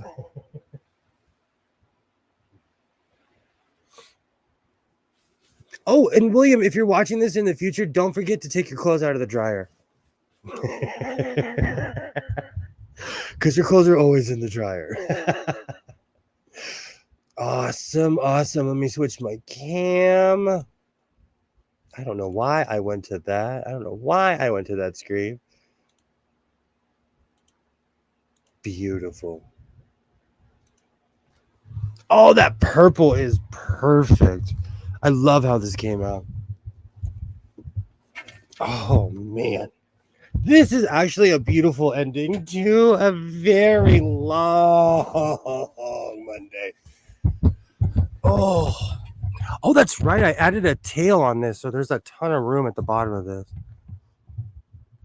That collar is so huge, it's starting to fold in on itself. Beautiful. I keep on saying it could not be beautiful, and I just keep on saying it's beautiful. Maybe a belt and some color too. Hooves on each side. I like that. I like that idea.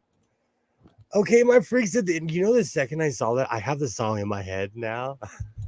Do what you like, grabbing the biscuits, and the 69 Humpty Nose will tickle you in the rear. Peace, y'all. I love that. And Humptiness forever. Absolutely. That was my era. I'm biased, Dose. I'm biased. That was my era. This tweed coat is hot. Oh, man.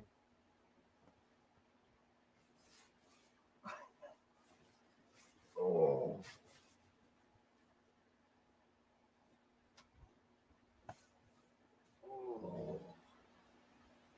All right. So I'm going to mess around with the collar in a minute.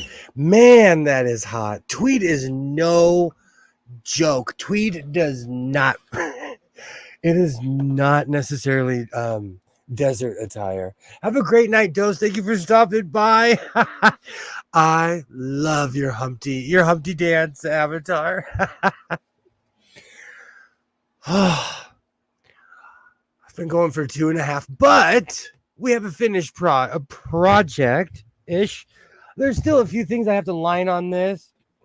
I'm probably, what's really funny? I've been working hard lately is because during the summer, I have more time on my hands than during the school year. So if you see a bunch of shorts or anything, it's me just enjoying the time off that I have. But we have a finished project. And if anything, I have a nice costume for Halloween. I can definitely be the Joker for Halloween this year. But I'm going to play around with this some more, but I will be back at it on Wednesday. I want to absolutely thank everybody who is here tonight. Dose, Alibaba, Ty, thank you so much. Kilroy, Mona, everybody who stopped by, anyone who's watching this right now, anyone who watches this in the future, I absolutely thank you. This is what we do here. We come together, chat a lot. And so I will definitely see everybody next time. I want, seriously, in all sincerity, for everything that goes on, for all the craziness, I want to thank everybody who has recently subscribed to my channel or anyone who watches anything I do. I appreciate you. So I'll be back at it. I will definitely be back at it on Wednesday. Man, it's hot in here. I'm about to go jump in my fountain in the backyard where it's probably, the water's probably freezing. But I might scare the neighborhood raccoon. I will definitely be back at it on Wednesday. I hope everybody has a great evening. I will definitely see you guys later. Have a great night, everybody. And like I always, later, alligator. Oh, I miss people saying that. Like I always say, reinforce your seams, be yourself, and I will definitely see you next.